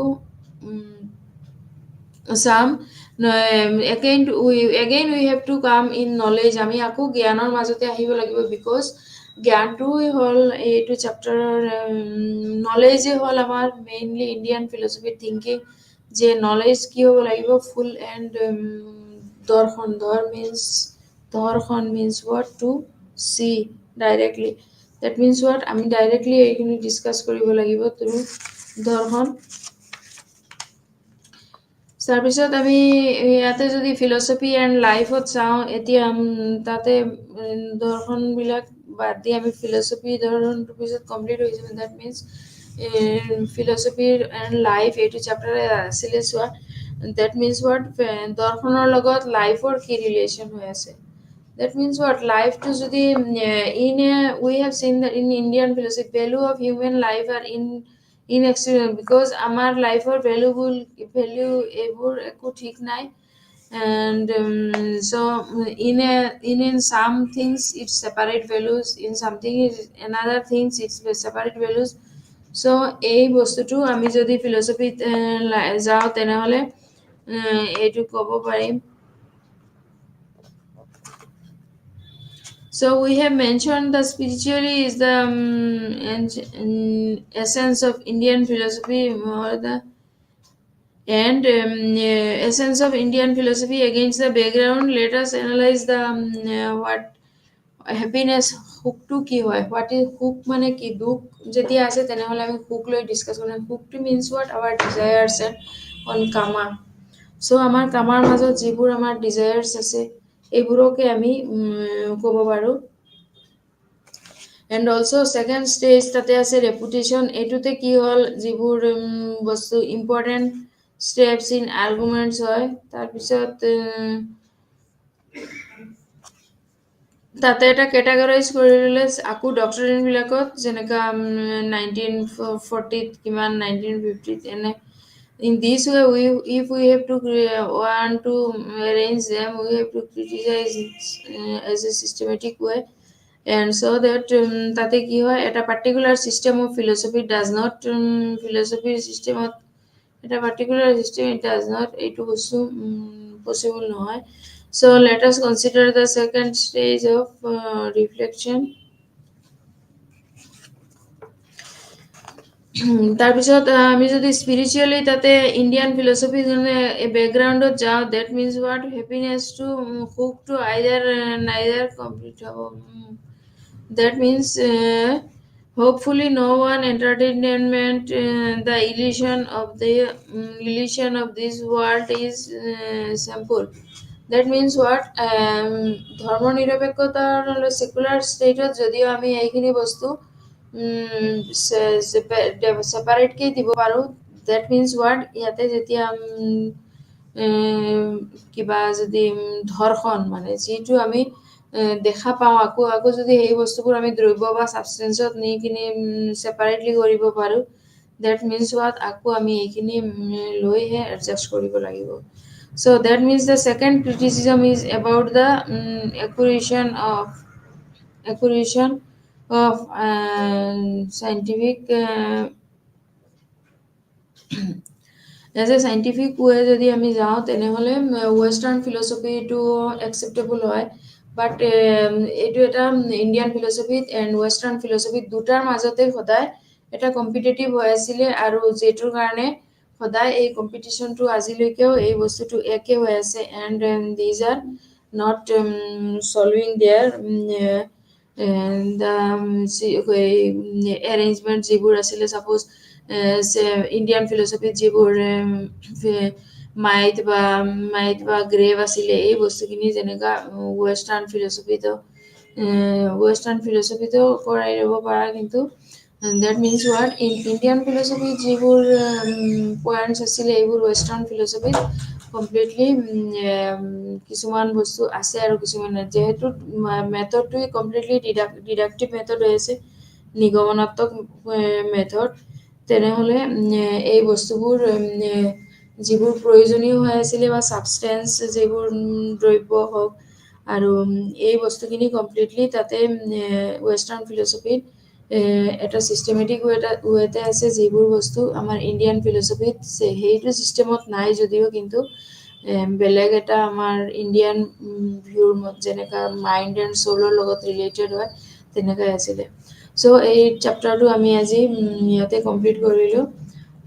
থেংক ইউ, নমস্কাৰ।